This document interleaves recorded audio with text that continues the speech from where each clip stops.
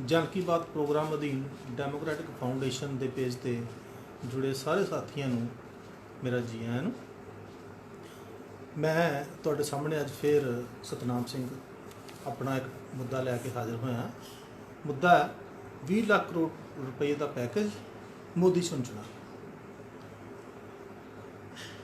ਆਮ ਲੋਕਾਂ ਵਾਸਤੇ ਸੁਣਚਣਾ ਹੀ ਆ, ਸੁਣਚਣਾ ਵਜਾ ਵੀ ਲੋਕੀ ਰਹੇ ਆ, ਕਦੀ ਥਾਲੀਆਂ ਖੜਕਾ ਰਹੇ, ਕਦੀ ਮੋਮਬੱਤੀਆਂ ਜਗਾ ਰਹੇ ਆ, ਕਦੀ 20 ਲੱਖ ਕਰੋੜ ਮੋਦੀ ਨੇ 20 ਲੱਖ ਕਰੋੜ ਰੁਪਈਆ ਦੇ ਦਿੱਤਾ, ਉਹ ਸੁਣਚਣਾ ਹੈ। ਲੇਕਿਨ ਇਹਦੇ ਪਿੱਛੇ ਕੀ ਹੈ, ਸਰਕਾਰ ਦੀ ਨੀਤ ਕੀ ਹੈ, ਰੀਜਨ ਬਿਹਾਈਂਡ ਦਾ ਸੀਨ ਕੀ ਆ, ਇਹ ਅੱਜ ਆਪਾਂ ਨੰਗਾ ਕਰਾਂਗੇ। ਮੈਂ ਥੋੜੀ ਜਿਹੀ ਇੰਟਰੋਡਕਸ਼ਨ ਦੇ ਦਿੰਦਾ ਵੀ ਸਾਥੀਓ, ਪਿਛਲੇ ਸ਼ਨੀਚਰਵਾਰ ਜਦੋਂ ਅਸੀਂ ਇੱਕ ਡਿਸਕਸ਼ਨ ਕੀਤੀ ਸੀ, ਜਿਹੜਾ ਮੇਰਾ ਐਨਾਲਿਸਿਸ ਸੀਗਾ ਕਿ 20 ਲੱਖ ਕਰੋੜ ਰੁਪਈਆ ਜਿਹੜਾ ਇਹ ਕਹਿ ਰਹੇ ਆ ਉਹ ਲੋਨ ਆ, ਇਹਨਾਂ ਕੋਈ ਪੈਸਾ ਨਹੀਂ ਦਿੱਤਾ।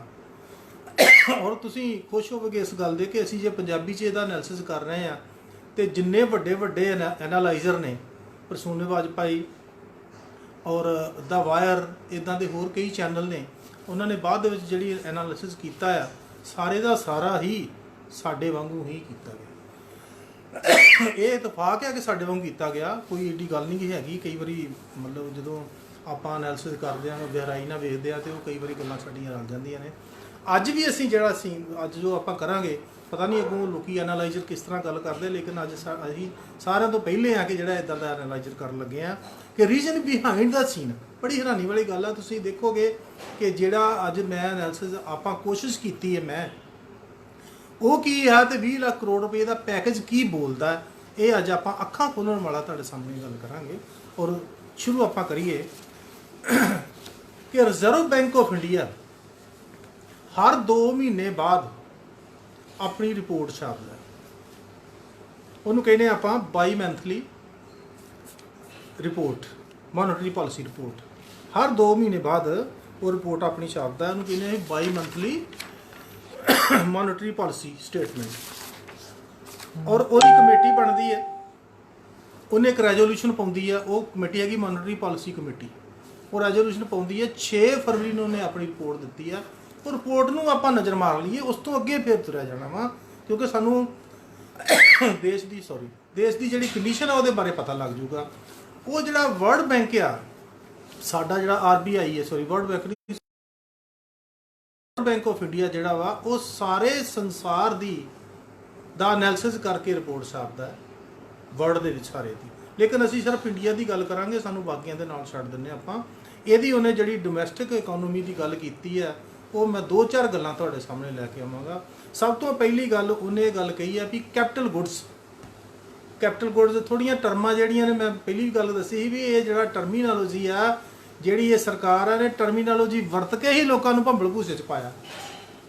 ਇਸ ਕਰਕੇ ਜਿਹੜੀ ਟਰਮੀਨੋਲੋਜੀ ਆ ਵਿੱਚ ਮੈਂ ਵਰਤਾਂਗਾ, ਹੋ ਸਕਦਾ ਕਈਆਂ ਨੂੰ ਬੋਰਿੰਗ ਲੱਗੇ, ਲੋਕੀ ਸਮਝਣਗੇ ਵੀ ਯਾਰ ਇਹ ਕੀ ਵਰਤੀ ਜਾਂਦਾ, ਲੇਕਿਨ ਮੈਂ ਨਾਲ ਪੰਜਾਬੀ 'ਚ ਉਹਨੂੰ ਚੰਗੀ ਤਰ੍ਹਾਂ ਸਮਝਾਵਾਂਗਾ, ਕਿਉਂਕਿ ਟਰਮੀਨੋਲੋਜੀ ਤੋਂ ਬਿਨਾਂ ਇਹ ਗੱਲ ਨਹੀਂ ਕੀ ਬਣਨੀ। ਕੈਪੀਟਲ ਗੁੱਡਸ ਸਭ ਤੋਂ ਪਹਿਲਾਂ ਉਹਨਾਂ ਨੇ ਵਰਤਿਆ ਗੱਲ। ਕੈਪੀਟਲ ਗੁੱਡਸ ਕੀ ਆ? ਕੈਪੀਟਲ ਗੁੱਡਸ ਉਹ ਚੀਜ਼ਾਂ ਨੇ, ਉਹ ਸਾਡੇ ਕੋਲ ਇੱਕ ਵਸਤੂਆਂ ਕਹਿ ਸਕਦੇ ਆ, ਜਿਹਦੇ ਨਾਲ ਹੋਰ ਵਸਤੂਆਂ ਬਣਾਈਆਂ ਜਾਂਦੀਆਂ ਨੇ।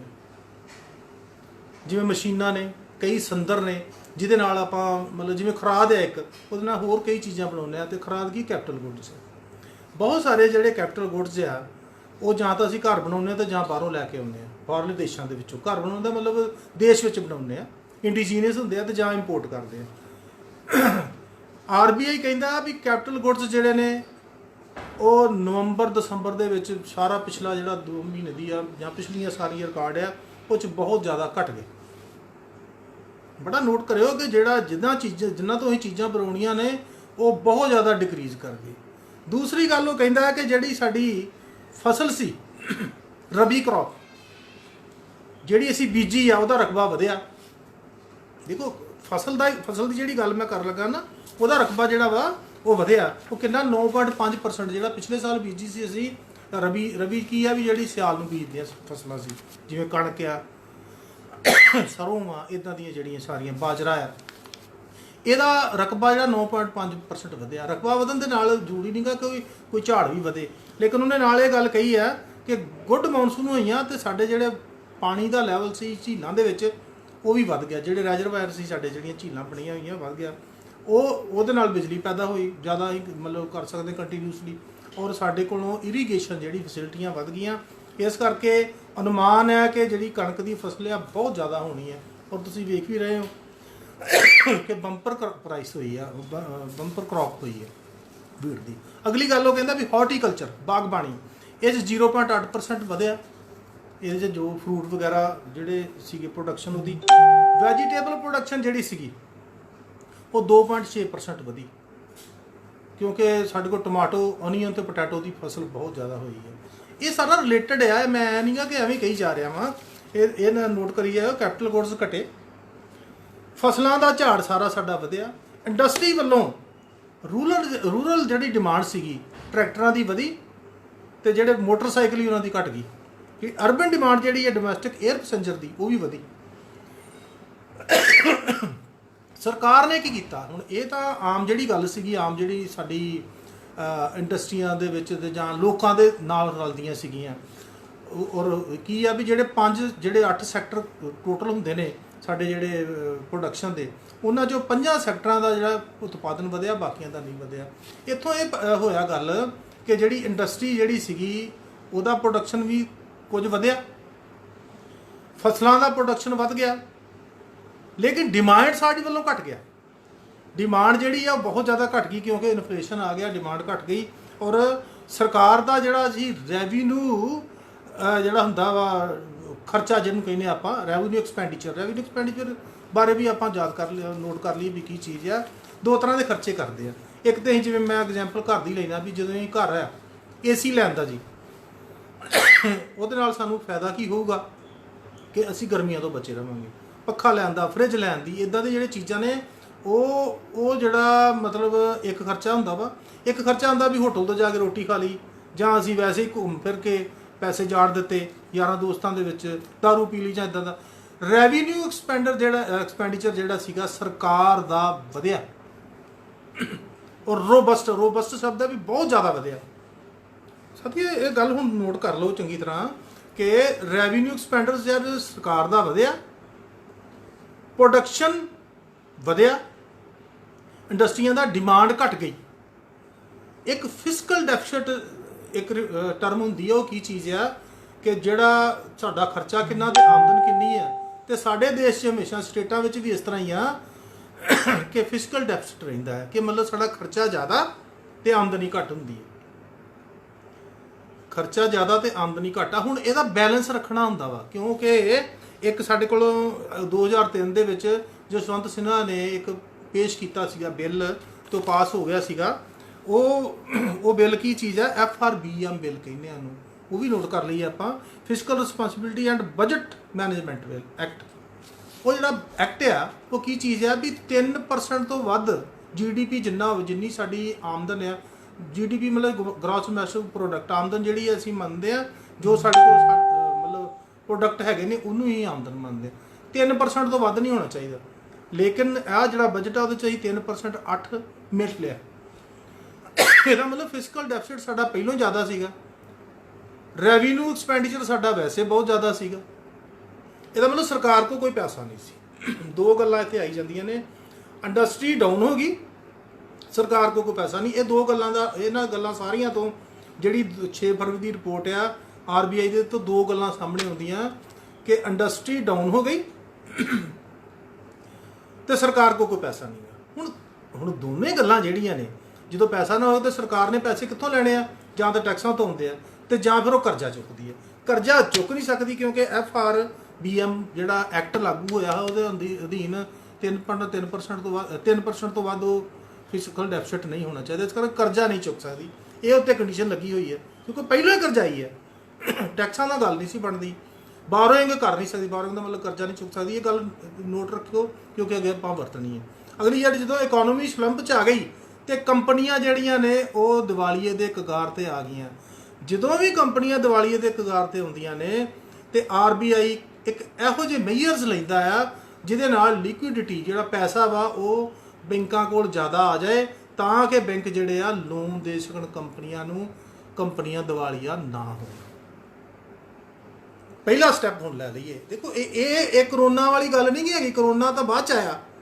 ਇਹ फरवरी की मैं गल करने पहलों की पिछले मतलब दसंबर जी रिपोर्ट नवंबर दसंबर की है क्वार्टर 3 की ਇਹਦਾ मतलब करोना बाद आता है पहलों ही ये सारे काम हो चुके हैं जदों RBI ने ये मेयर्स ला दिते तो पैसा जिहड़ा आ वो वाधू हो गया बैंकों तो कंपनियों को कहा भी लोन ले लो कंपनियों को जो कहा भी लोन ले लो तो साथियों तुसी बड़े हैरान रहोगे कि साढ़े कोल एक एजेंसी होंदी है ICRA investment information and credit rating agency of India limited ये 1991 च बनी सी ये रेटिंग करती है कंपनियों की बिग कारपोरेट्स जिहड़े ने उन्होंने इनकलूड बिग कारपोरेट्स मैं 4 गिना दिना Tata steels Reliance India Larsen and टर्बो तो एक जी महिंद्रा एंड महिंद्रा 4 मेन ने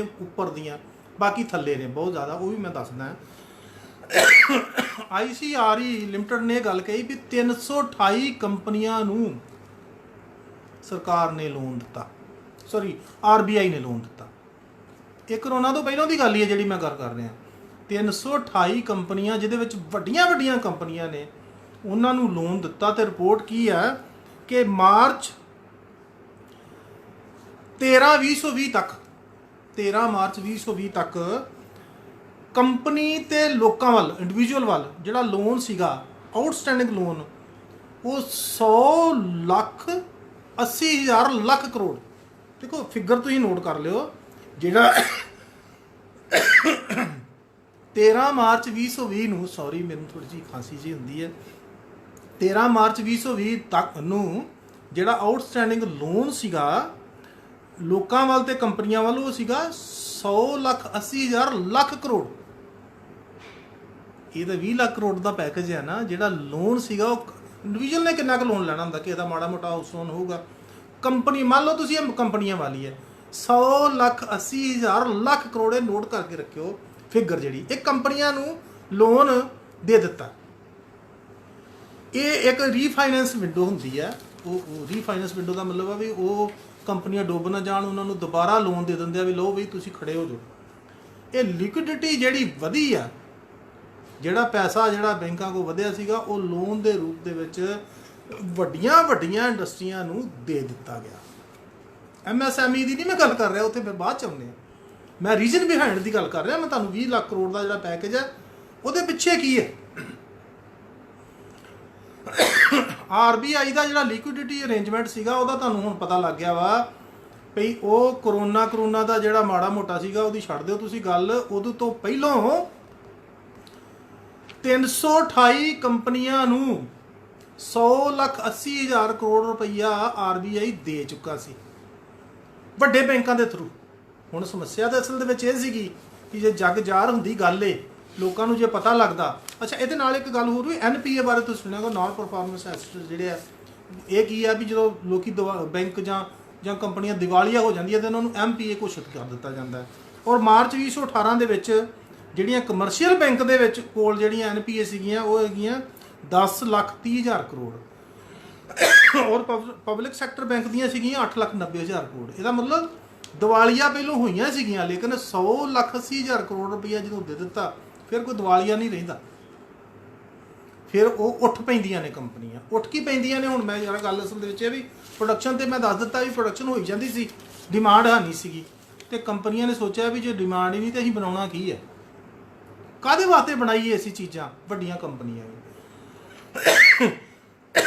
ਇਹਨੇ ਚਿਰ ਨੂੰ ਕਰੋਨਾ ਆ ਗਿਆ ਕਰੋਨਾ ਜਦੋਂ ਆ ਗਿਆ ਸਾਥੀਓ ਜਿਹੜੀ ਗੱਲ ਹੁਣ ਜਿੱਥੇ ਅਸੀਂ ਲੈ ਕੇ ਆਉਣਾ ਚਾਹੁੰਦੇ ਆ ਜਦੋਂ ਕਰੋਨਾ ਆ ਗਿਆ ਤੇ ਉਧਰ ਲੋਨ ਪਹਿਲੋਂ ਦਿੱਤਾ ਹੋਇਆ ਸੀਗਾ ਤੇ ਸਰਕਾਰ ਨੇ ਸੋਚਿਆ ਵੀ ਅਸੀਂ ਇਦਾਂ ਕਰੀਏ ਵੀ ਜਿਹੜੀਆਂ ਛੋਟੀਆਂ ਘਰੇਲੂ ਜਿਹੜੀਆਂ ਇੰਡਸਟਰੀਆਂ ਸੀਗੀਆਂ ਉਹ ਬੰਦ ਹੋ ਗਈਆਂ ਕਰੋਨਾ ਕਰਕੇ ਤੇ ਉਹਨਾਂ ਨੂੰ ਵੀ ਕੁਝ ਚਾਹੀਦਾ ਸੀਗਾ ਰੌਲਾ ਪਾਉਣ ਲੱਗੇ ਇੱਥੋਂ ਸਾਰੇ ਲੋਕੀ ਜਿਹੜੇ ਮਜ਼ਦੂਰ ਸੀਗੇ ਚੱਲ ਗਏ ਉਹ ਕੰਪਨੀਆਂ ਬੰਦ ਹੋ ਗਈਆਂ ਤੇ ਉਹਨਾਂ ਨੇ ਕਿਹਾ ਵੀ ਇਹਨਾਂ ਨੂੰ ਵੀ ਲੋਨ ਦਈਏ ਥੋੜਾ ਫਿਰ ਇਹਨਾਂ ਨੇ ਨਵੀਂ ਪਾਲਿਸੀ ਉਲੀਕੀ 20 ਲੱਖ ਕਰੋੜ ਪੈਕੇਜ ਦੇ ਅੰਡਰ ਵੀ ਇਹਨਾਂ ਕੰਪਨੀਆਂ ਨੂੰ ਸ਼ੈਡੋ ਬੈਂਕਸ ਜਿਹੜੇ ਵੱਡੇ ਬੈਂਕ ਉਹ ਨਹੀਂ ਛੋਟੇ ਛੋਟੇ ਜਿੰਨੇ ਮੈਂ ਪਹਿਲੇ ਦੇ ਵਿੱਚ ਦੱਸਿਆ ਸੀਗਾ non banking financial corporation housing financial institutes ਇੱਦਾਂ ਦੇ ਜਿਹੜੇ ਆ ਮਤਲਬ ਹੈਗੇ ਨੇ ਉਹ ਲੋਨ ਦੇਣਗੇ ਉਹਨਾਂ ਦੀ ਸਹਾਇਤਾ ਕਰਾਂਗੇ।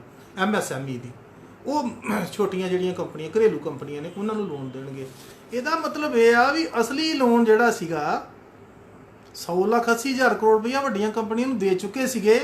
ਇਹ ਸਿਰਫ ਲੋਕਾਂ ਦੀਆਂ ਅੱਖਾਂ 'ਚ ਘੱਟਾ ਪਾਉਣ ਵਾਸਤੇ ਛੋਟੀਆਂ ਜਿਹੜੀਆਂ ਕੰਪਨੀਆਂ ਸੀਗੀਆਂ, ਛੋਟੇ ਜਿਹੜੇ ਘਰੇਲੂ ਉਦਯੋਗ ਸੀਗੇ, ਉਹਨਾਂ ਨੂੰ ਥੋੜ੍ਹਾ ਬਹੁਤਾ ਲੋਨ ਦੇਣਾ ਸੀਗਾ ਇਹਨਾਂ ਨੇ।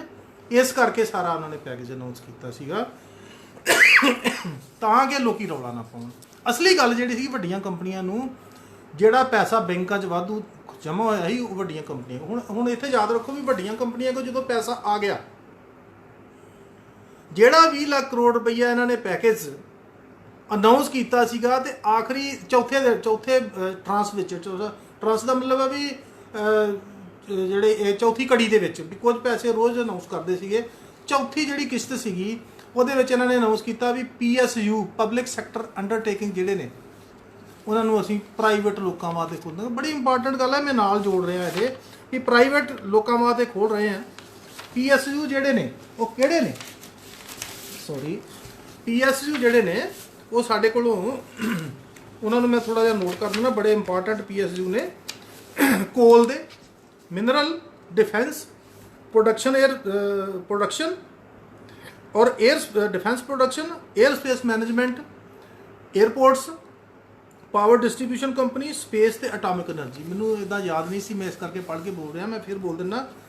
कोले वाले कोल कंपनीज, कोल माइनस जिन्होंने कहने, मिनरल्स, बॉक्साइट वगैरह होर इदा के कई, defence production, air space management, airport, power distribution companies, space ਤੇ ਐਟਮਿਕ એનર્ਜੀ। ਇਹਨਾਂ PSU ਨੂੰ ਇਹਨਾਂ ਨੇ ਵੇਚਣ ਦਾ ਫੈਸਲਾ ਕਰ ਲਿਆ। ਤੁਸੀਂ ਪੜ੍ਹਿਆ ਹੋਊਗਾ ਵੀ these are all open to private companies. ਹੁਣ ਪ੍ਰਾਈਵੇਟ ਕੰਪਨੀਆਂ ਕਿਹੜੀਆਂ ਨੂੰ ਲੈ ਸਕਦੀਆਂ? ਏਡੇ ਏਡੇ ਵੱਡੇ ਉਦਯੋਗ ਨੇ PSU ਦੇ, ਇਹਨਾਂ ਨੂੰ ਲਏਗਾ ਕੌਣ? ਜਿੰਨਾ ਕੋਲ ਪੈਸਾ ਜ਼ਿਆਦਾ ਹੋਊਗਾ। ਤੇ ਪੈਸਾ ਕਿੰਨਾ ਹੋਊਗਾ? ਬਿਗ ਕਾਰਪੋਰੇਟਸ ਕੋ। ਬਿਗ ਕਾਰਪੋਰੇਟਸ ਕੋ ਪੈਸਾ ਆਇਆ ਕਿੱਥੋਂ? ਕਿਉਂਕਿ ਸਲੰਪ ਤੇ ਆਇਆ ਸੀ। ਉਹ ਪੈਸਾ ਸਾਰਾ ਬੈਂਕ ਨੇ 100,80,000 ਕਰੋੜ ਰੁਪਈਆ ਦਿੱਤਾ ਹੋਇਆ ਹੀ। ਹੁਣ ਇੱਥੇ ਆਈਏ ਆਪਾਂ ਕਿ ਬਿਗ ਕੰਪਨੀਆਂ ਕੋਲ 100,80,000 ਕਰੋੜ ਰੁਪਈਆ ਪਿਆ ਵਾ, ਆਪਣੀਆਂ ਕੰਪਨੀਆਂ 'ਚ ਉਹਨਾਂ ਨੇ ਲਾਇਆ ਨਹੀਂ, ਕਿਉਂਕਿ ਪ੍ਰੋਡਕਸ਼ਨ ਜਿਹੜੀ ਹੋਈ ਸੀ ਉਹ ਲੋਕਾਂ ਨੇ ਖਰੀਦੀ ਨਹੀਂ, ਡਿਮਾਂਡ ਨਹੀਂ ਸੀ। ਉਹਨਾਂ ਨੇ ਖਰੀਦਣੀਆਂ ਨੇ ਕੰਪਨੀਆਂ।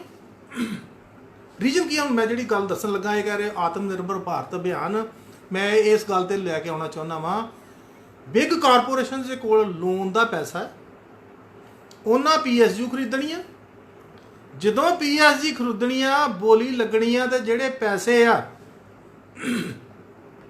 ਕਿਉਂਕਿ ਸਰਕਾਰ ਨੇ ਉਹਨਾਂ ਨੂੰ ਦੇਣਾ ਆ PSU, ਤੇ ਸਰਕਾਰ ਜਿਹਨੂੰ ਚਾਹੇਗੀ ਉਹਨੂੰ ਹੀ ਦੇਊਗੀ। ਬਿਹਾਈਂਡ ਦਾ ਮਤਲਬ ਅੰਡਰ ਦਾ ਟੇਬਲ ਵੀ ਕੁਛ ਨਾ ਕੁਛ ਹੋਊਗਾ। ਸਾਡਾ ਦੇਸ਼ ਤਾਂ ਤੁਹਾਨੂੰ ਪਤਾ ਹੀ ਜਿੱਦਾਂ ਦਾ ਹੈਗਾ। ਰਿਲਾਇੰਸ ਨੂੰ ਕਿੰਨਾ ਕੁਝ ਮਿਲ ਰਿਹਾ, ਸਾਰਾ ਕੁਝ ਤੁਹਾਨੂੰ ਤੁਸੀਂ ਜਾਣਦੇ ਹੋ ਸਾਰਾ ਕੁਝ। ਇਹਦਾ ਮਤਲਬ ਇਹ ਆ ਕਿ ਬਿਹਾਈਂਡ ਦਾ ਸੀਨ ਕੀ ਹੋ ਰਿਹਾ ਵੀ ਬਿਗ ਕੰਪਨੀਆਂ PSU ਖਰੀਦਣਗੀਆਂ, ਸਰਕਾਰ ਨੂੰ ਪੈਸੇ ਆਉਣਗੇ, ਕੁਝ ਪੈਸੇ ਵਾਈਟ ਹੋ ਜਾਣਗੇ ਤੇ ਕੁਝ ਪੈਸੇ ਆਪਣੇ ਬਲੈਕ ਹੋ ਜਾਣਗੇ। ਬਾਹਰੋਂ ਕਰਜ਼ਾ ਲੈਣ ਦੀ ਲੋੜ ਨਹੀਂ ਗੀ। ਉਹ ਕੰਪਨੀਆਂ ਵੇਚ ਕੇ, ਜਿਵੇਂ ਇਹ ਇਸੇ ਤਰ੍ਹਾਂ ਹੀ ਆ, ਜਿਵੇਂ ਫਰਜ਼ ਕਰ ਲਓ ਕੋਈ ਘਰ ਆ, ਉੱਥੋਂ ਦੇ ਲੋਕੀ ਜਿਹੜੇ ਕਮਾਉਣ ਵਾਲੇ ਉਹ ਨਿਕੰਮੇ ਹੋਣ, ਤੇ ਉਹ ਕੀ ਕਰਦੇ, ਕਦੀ ਕਿਸੇ ਦੀਆਂ ਵਾਲੀਆਂ ਲਾ ਕੇ ਵੇਚ ਦਿੱਤੀਆਂ ਘਰ ਦੇ ਕਿਸੇ ਔਰਤ ਦੀਆਂ, ਕਦੀ ਕੋਈ ਚੀਜ਼ ਵੇਚ ਦਿੱਤੀ, ਕਦੀ ਚੁੱਕ ਕੇ ਸਮਾਨ ਵੇਚ ਦਿੱਤਾ ਘਰੋਂ। ਠੀਕ ਹੈ ਕਿ ਨਹੀਂ? ਇਹ ਜਿਹੜਾ ਐਸਟ ਵੇਚਦੇ ਆ, ਇਹਨੂੰ ਆਪਾਂ ਇਹੋ ਜਿੱਦਾਂ PSU ਵੇਚ ਰਹੇ ਆ, ਇਹ ਸਰਕਾਰ ਜਿਹੜੀ ਆ, ਇਹਨੂੰ ਕਿੰਨੇ ਹੱਕ ਦਿੱਤਾ ਸਾਡੇ ਕਿ ਇੱਥੇ ਮਤਲਬ ਜਿਹੜਾ ਵੀ ਜਿਹੜੀਆਂ ਪਬਲਿਕ ਸੈਕਟਰ ਅੰਡਰਟੇਕਿੰਗ ਆ, ਉਹਦੇ ਤੁਸੀਂ ਸਾਡੇ ਪੁੱਛੇ ਤੋਂ ਬਗੈਰ ਵੇਚੀ ਜਾਓ, ਕਿਉਂਕਿ ਅਸੀਂ ਸਰਕਾਰ ਚੁਣੀ ਆ ਲੋਕਾਂ ਦੇ ਕੰਮ ਕਰਨ ਵਾਸਤੇ, ਨਾ ਕਿ ਘਰ ਦੀਆਂ ਚੀਜ਼ਾਂ ਵੇਚਣ ਵਾਸਤੇ। ਇਹ ਵੇਚ ਦੇਣੇ ਆ ਇਹਨਾਂ ਨੇ, ਉਹਨਾਂ ਨੇ ਡਿਕਲੇਅਰ ਕਰ ਦਿੱਤਾ। ਬਿਗ ਕਾਰਪੋਰੇਟਸ ਨੇ ਲੈ ਲੈਣੇ ਆ, ਉਹ ਮੁਨਾਫਾ ਉਹਨਾਂ 'ਚ ਆ ਰਿਹਾ ਵਾ ਕੰਪਨੀਆਂ 'ਚ। ਉਹ ਕੰਪਨੀਆਂ ਜਿਹੜੀਆਂ ਜਦੋਂ ਖਰੀਦ ਲੀਆਂ, ਟੋਟਲ ਕੰਟਰੋਲ ਪ੍ਰਾਈਵੇਟ ਲੋਕਾਂ ਦਾ ਹੋ ਜਾਊਗਾ। ਦੇਸ਼ ਦੀਆਂ ਸਾਰੀਆਂ ਇੰਡਸਟਰੀਆਂ ਜਿਹੜੀਆਂ ਬੜੀ ਮੁਸ਼ਕਲ ਬਣਾਈਆਂ ਸੀਗੀਆਂ, ਜਿਹੜੀਆਂ ਕਹਿ ਰਹੇ ਵੀ ਮੇਕ ਇਨ ਇੰਡੀਆ, ਠੀਕ ਹੈ ਨਾ, ਆਤਮ ਨਿਰਭਰ ਭਾਰਤ ਅਭਿਆਨ, ਇਹ ਸਾਰਾ ਕੁਝ ਤੁਸੀਂ ਦੇਖ ਹੀ ਰਹੇ ਹੋ। ਔਰ ਜਿਹੜਾ ਇਹ ਕਹਿ ਰਹੇ ਸੀਗੇ ਵੀ ਆਪਦਾ ਮੈਂ ਅਵਸਰ, ਲੋਕਾਂ ਨੂੰ ਤਾਂ ਕੱਖ ਦਿੱਤਾ ਨਹੀਂ। ਆਪਦਾ ਸੰਕਟ ਜਿਹੜਾ ਆਇਆ, ਆਪਦਾ ਦਾ ਮਤਲਬ ਸੰਕਟ, ਅਵਸਰ ਜਿਹੜਾ ਮਿਲਿਆ, ਫਿਰ ਅਵਸਰ ਕਿਹਨੂੰ ਮਿਲਿਆ ਹੋਇਆ? ਜਿੰਨਾ ਪੈਸਾ ਸਰਕਾਰ ਕੋਲ ਆ ਜਾਣਾ ਵਾ ਅੰਡਰ ਦਾ ਟੇਬਲ, ਉਹਦਾ ਮਿਸਯੂਜ਼ ਹੋਣਾ ਹੈ। ਆ ਤੁਸੀਂ ਪਿੱਛੇ ਜੇ ਵੇਖਿਆ MLA ਖਰੀਦਣ ਵਾਸਤੇ ਕੀ ਹੋਇਆ, ਐਡਵਰਟਾਈਜ਼ਮੈਂਟ ਜਦੋਂ ਹੁੰਦੀ ਹੈ ਕੀ ਆ, ਚੈਨਲ ਸਾਰੇ ਖਰੀਦੇ ਜਾ ਰਹੇ ਆ, ਜੋ ਉਹ ਕਰ ਰਹੇ ਆ। ਇਹ ਸਾਰਾ ਆਪਦਾ ਵਿੱਚ ਅਵਸਰ ਕਿਹਨੂੰ ਮਿਲਿਆ ਵਾ? ਇਹ ਮੈਨੂੰ ਦੱਸਣ ਦੀ ਲੋੜ ਨਹੀਂ ਗੀ। ਮੈਨੂੰ ਲੱਗਦਾ ਹੈ ਕਿ ਤੁਹਾਨੂੰ ਪਤਾ ਲੱਗ ਗਿਆ ਹੋਊਗਾ ਕਿ ਜਿਹੜੀ ਲਿਕੁਇਡਿਟੀ ਇਨਫਿਊਜ਼ਨ ਆ, ਬੈਂਕ ਵੱਲੋਂ ਜਿਹੜਾ ਪੈਸਾ RBI ਵੱਲੋਂ ਜਿਹੜਾ ਪੈਸਾ ਵਾਧੂ ਕੀਤਾ ਗਿਆ ਸੀ ਬੈਂਕਾਂ ਦੇ ਵਿੱਚ, ਉਹ ਕਿੱਧਰ ਗਿਆ ਵਾ? MSME ਜਾਂ ਕਿਸਾਨਾਂ ਨੂੰ ਲੋਨ ਜਾਂ ਫਲਾਣੇ ਨੂੰ ਢਿੰਗੜੇ ਨੂੰ ਲੋਨ, ਨਿੱਕਿਆਂ ਮੋਟਿਆਂ ਨੂੰ, ਇਹ ਐਵੇਂ ਬਹਾਨੇ ਨੇ। ਲੋਨ ਬਿਗ ਕਾਰਪੋਰੇਟਸ ਦੇ ਕੋਲ ਆ ਗਿਆ। ਉਹ ਬਿਗ ਕਾਰਪੋਰੇਟਸ ਜਿਹੜੇ ਸੀਗੇ ਉਹਨਾਂ ਨੇ ਵੱਡੀਆਂ ਕੰਪਨੀਆਂ ਖਰੀਦਣੀਆਂ ਨੇ, PSU ਖਰੀਦਣੇ ਨੇ। ਉਹਦੇ ਵਿੱਚ ਫਿਰ ਸਰਕਾਰ ਨੇ ਪੈਸਾ ਕਮਾਉਣਾ ਹੈ, ਕੁਝ ਬਲੈਕ ਵਿੱਚ ਤੇ ਕੁਝ ਵਾਈਟ ਵਿੱਚ। ਆ ਇਹਦੀ ਕਲਿੱਕ ਆ ਟ੍ਰਾਇੰਗਲ ਬਣਦੀ ਹੈ ਇਹਦੀ। ਬਿਗ ਕਾਰਪੋਰੇਟਸ ਇੱਕ ਕੋਨੇ ਦੇ ਉੱਤੇ, ਦੂਜੇ ਕੋਨੇ ਤੇ PSU ਤੇ ਤੀਜੇ ਦੇ ਉੱਤੇ ਸਰਕਾਰ। ਇਹ ਇੱਕ ਟ੍ਰਾਇੰਗਲ ਬਣਾ ਲਓ ਸਾਥੀਓ, ਤੁਹਾਨੂੰ ਆਪਣੇ ਆਪ ਪਤਾ ਲੱਗ ਜੂਗਾ ਵੀ ਇਹ ਜਿਹੜਾ ਵਾ ਬਿਹਾਈਂਡ, ਜਿਹੜਾ ਰੀਜਨ ਬਿਹਾਈਂਡ ਦਾ 20 ਲੱਖ ਕਰੋੜ ਪੈਕੇਜ ਹੈ, ਇਹ ਆ ਇੰਡਸਟਰੀ ਖੇਤਰ ਦਾ। ਅਜੇ ਸਿਰਫ ਮੈਂ ਇੰਡਸਟਰੀ ਖੇਤਰ ਦੀ ਗੱਲ ਕੀਤੀ ਆ ਕਿਉਂਕਿ ਲੈਕਚਰ ਲੰਬਾ ਵਾ, ਇਸ ਕਰਕੇ ਸਮਝਾਉਣਾ ਵੀ ਬਹੁਤ ਡਿਟੇਲ 'ਚ ਪੈਂਦਾ ਵਾ ਤੇ ਤੁਹਾਨੂੰ ਥੋੜੀ ਜਿਹੀ ਸਬਰ ਤੇ ਕਰਨਾ ਹੀ ਪੈਣਾ ਵਾ, ਕਿਉਂਕਿ ਹੈ ਹੀ ਇਸ ਤਰ੍ਹਾਂ ਦਾ ਲੈਕਚਰ ਆ, ਆਮ ਕੀਤਿਆਂ ਸਮਝ ਨਹੀਂ ਲੱਗ ਸਕਦਾ।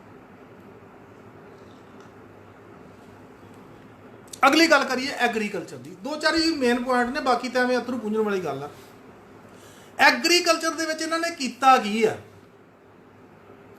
ਐਗਰੀਕਲਚਰ ਦੇ ਵਿੱਚ ਇਹਨਾਂ ਨੇ ਕਿਹਾ ਵੀ ਅਸੀਂ ਇੰਟਰਸਟੇਟ ਬੈਰੀਅਰ ਹਟਾ ਦਾਂਗੇ। ਉਹਦਾ ਕਾਰਨ ਕੀ ਆ? ਕਿ ਜਿਹੜਾ ਕੋਈ ਇਹਨਾਂ ਬਹਾਨਾ ਕੀ ਲਾਇਆ ਕਿ ਜਿਹੜੀ ਸਾਡੀ ਜਿਹੜਾ ਕਿਸਾਨ ਆ ਉਹਦੀ ਜਿਹੜੀ ਫਸਲ ਆ ਉਹ ਕੰਪੀਟੀਸ਼ਨ ਨਾਲ ਵੇਚੇਗਾ, ਵੀ ਜੇ ਉਹਦੇ ਸਟੇਟ 'ਚ ਨਹੀਂ ਵਿਕਦੀ ਤਾਂ ਬਾਹਰਲੇ ਕਿਸੇ ਸਟੇਟ ਦੇ ਵਿੱਚ ਵੇਚ ਦੇ।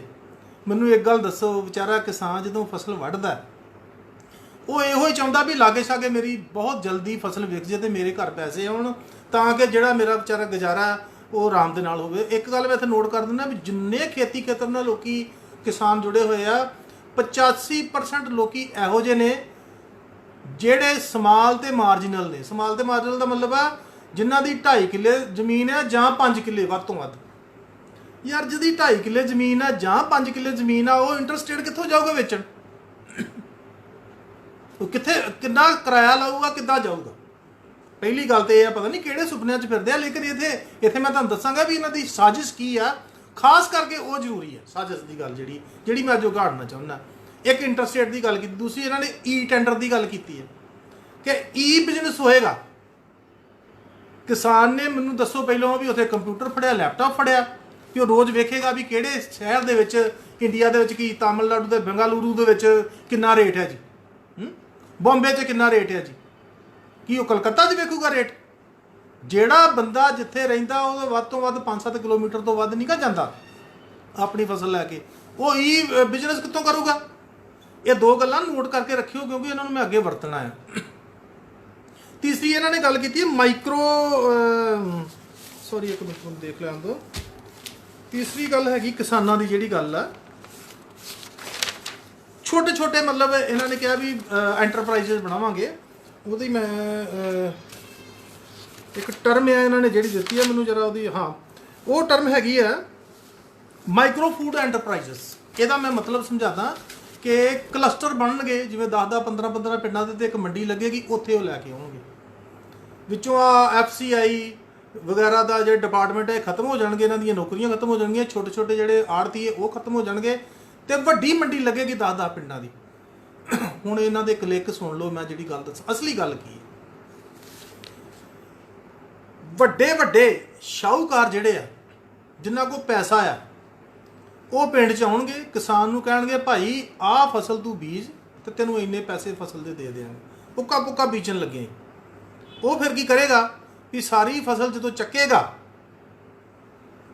10 ਜਿਹੜੇ ਇੱਥੋਂ ਪਹਿਲਾਂ ਉਹਨਾਂ ਨੇ ਰੱਖੇ ਹੋਣਗੇ ਆਪਣੇ ਜਿਹੜੇ ਹੁੰਦੇ ਨੇ ਏਜੰਟ, ਉਹ ਏਜੰਟ ਪਹਿਲਾਂ ਇੱਥੇ ਖਰੀਦਣਗੇ। ਇੱਥੋਂ ਇੰਟਰਸਟੇਟ ਦਾ ਮਤਲਬ ਜਿੱਥੇ ਇੱਕ ਥਾਂ ਦੇ ਉੱਤੇ ਉਹਨਾਂ ਨੇ, ਜੇ ਉਹ ਫਰਜ਼ ਕਰ ਲਓ ਕੋਈ ਮਹਾਰਾਸ਼ਟਰ 'ਚ ਰਹਿੰਦਾ ਤੇ ਸਿੱਧਾ ਹੀ ਮਹਾਰਾਸ਼ਟਰ ਵਿੱਚ ਲੈ ਜਾਏਗਾ। ਇੰਟਰਸਟੇਟ ਦਾ ਮਤਲਬ ਇਹੋ, ਉਹਨਾਂ ਨੂੰ ਕੋਈ ਬੈਰੀਅਰ ਨਹੀਂ ਹੋਏਗਾ, ਕੋਈ ਚੁੰਗੀ ਨਹੀਂ ਦੇਣੀ ਪਏਗੀ, ਨਾ ਉਹਨਾਂ ਨੂੰ ਕੋਈ ਰੋਕੇਗਾ। ਜੇ ਉਹ ਮਹਾਰਾਸ਼ਟਰ 'ਚ ਬੈਠਾ ਲਾਲਾ ਸ਼ਾਹੂਕਾਰ ਤੇ ਉਹ ਪੰਜਾਬ ਦੀ ਸਾਰੀ ਫਸਲ ਮਾਈਕਰੋ ਜਿਹੜੀ ਆ ਫੂਡ ਐਂਟਰਪ੍ਰਾਈਜ਼ਸ, ਜਿੱਥੇ ਉਹਦਾ ਵਿਚੋਲਾ ਬੈਠਾ, ਉਹਨੂੰ ਕਹੇਗਾ ਤੂੰ ਖਰੀਦ ਲੈ ਇਹਨਾਂ ਦੀ, ਤੇ ਸਾਰੀ ਦੀ ਸਾਰੀ ਉੱਥੇ ਲੈ ਜਾਏਗਾ। ਤੇ ਫਿਰ ਉਹ ਕੀ ਕਰੇਗਾ, ਨਾਲ ਇੱਕ ਹੋਰ ਇਹਨਾਂ ਨੇ ਕੰਡੀਸ਼ਨ ਇਹ ਲਗਾਈ ਆ ਕਿ amendment to essential commodity act, ये बड़ा खतरनाक आ। एसेंशियल कमोडिटी एक्ट विच की आ कि कुछ जिहड़ियां चीज़ां ने उन्हां मतलब बहुत सारिया चीज़ां जिहड़ियां ने तुसीं उन्हां नूं स्टोर नहीं कर सकते। जे स्टोर करते हो तो तुहानूं उत्ते छापा पैंदा वा ते तुहानूं जुर्माना पैंदा, तुहाडी लाइसेंस भी रद्द हो सकते।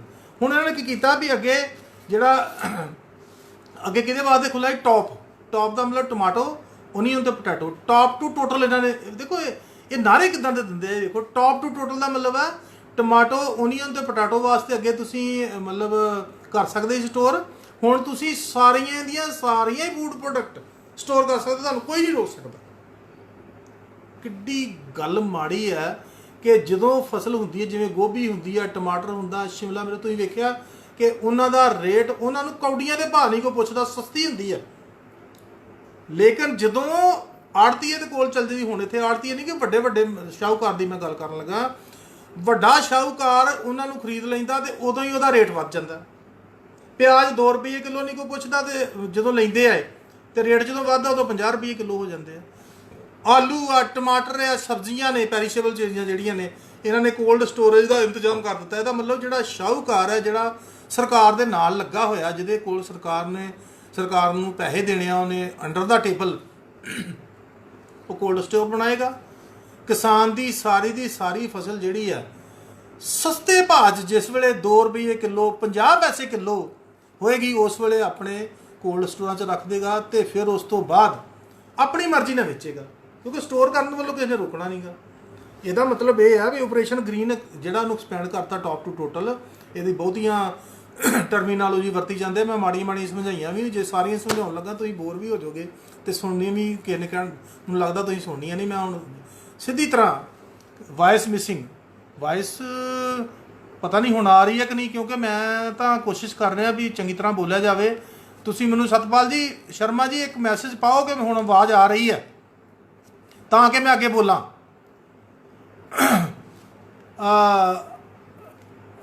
मैनूं लगदा आवाज़ आउणी चाहिदी है, जे नहीं आवाज़ आउंदी तो फिर तुसीं दोबारा दसो, क्योंकि बड़ा इंपॉर्टेंट है, अगे बहुत ज़्यादा इंपॉर्टेंट है। अगे इंडस्ट्री की गल की है भी वो पिछे इन्हां दी साजिश की आ, सिर्फ देश नूं लुट्टण वास्ते आ। प्राइवेट बिग कारपोरेट्स जिहड़े ने उन्हां दे हवाले देश करन दी आ ते उत्थों ये पैसा लैके ते सरकार दी एडवरटाइजमेंट में झूठ बोल के लोगों नूं इंप्रैस करना है और भगत पैदा करना है। हुण एग्रीकल्चर दे विच की आ रहा वा, thank you sir, thank you, आवाज़ आ रही है। हुण अगली गल जिहड़ी कर रहे हैं एग्रीकल्चर लैवल दे उत्ते ਉਹਦੇ ਵਿੱਚ ਕੀ ਆ ਵੀ ਕਿਸਾਨ ਅੱਗੇ ਆਪਣੀ ਫਸਲ ਬੀਜਦੇ ਹੀ ਹੁਣ ਸ਼ਾਹੂਕਾਰ ਜਿਹੜੇ ਆ ਉਹਨੂੰ ਕਹਿਣਗੇ ਵੀ ਤੂੰ ਆਹ ਫਸਲ ਬੀਜ ਦੇ ਭਾਈ, ਤੈਨੂੰ ਅਸੀਂ ਪੁੱਕੇ ਪੈਸੇ ਦੇ ਦਿੰਦੇ ਆ। ਇਹਦੇ ਨਾਲ ਕੀ ਹੋਊਗਾ, ਕਿਸਾਨ ਮੁਜ਼ਾਰਾ ਬਣੂਗਾ ਤੇ ਸ਼ਾਹੂਕਾਰ ਵੱਡੇ ਜ਼ਮੀਨਦਾਰ ਬਣਨਗੇ। ਉਹੋ ਹੀ ਜ਼ਿਮੀਂਦਾਰ ਸਿਸਟਮ ਜਿਹੜਾ ਅੰਗਰੇਜ਼ਾਂ ਤੇ ਮੁਗਲਾਂ ਦੇ ਵੇਲੇ ਸੀਗਾ, ਇਹ ਉਹੋ ਹੀ ਜ਼ਿਮੀਂਦਾਰਾ ਸਿਸਟਮ ਲੱਗਣ ਆ ਰਿਹਾ। ਔਰ ਕਿਸਾਨ ਜਿਹੜਾ ਵਾ ਉਹ ਸ਼ਾਹੂਕਾਰ ਦੇ ਅੰਡਰ ਆ ਜਾਏਗਾ, ਜ਼ਮੀਨ ਦਾ ਕੋਈ ਮੁੱਲ ਨਹੀਂ ਰਹੇਗਾ।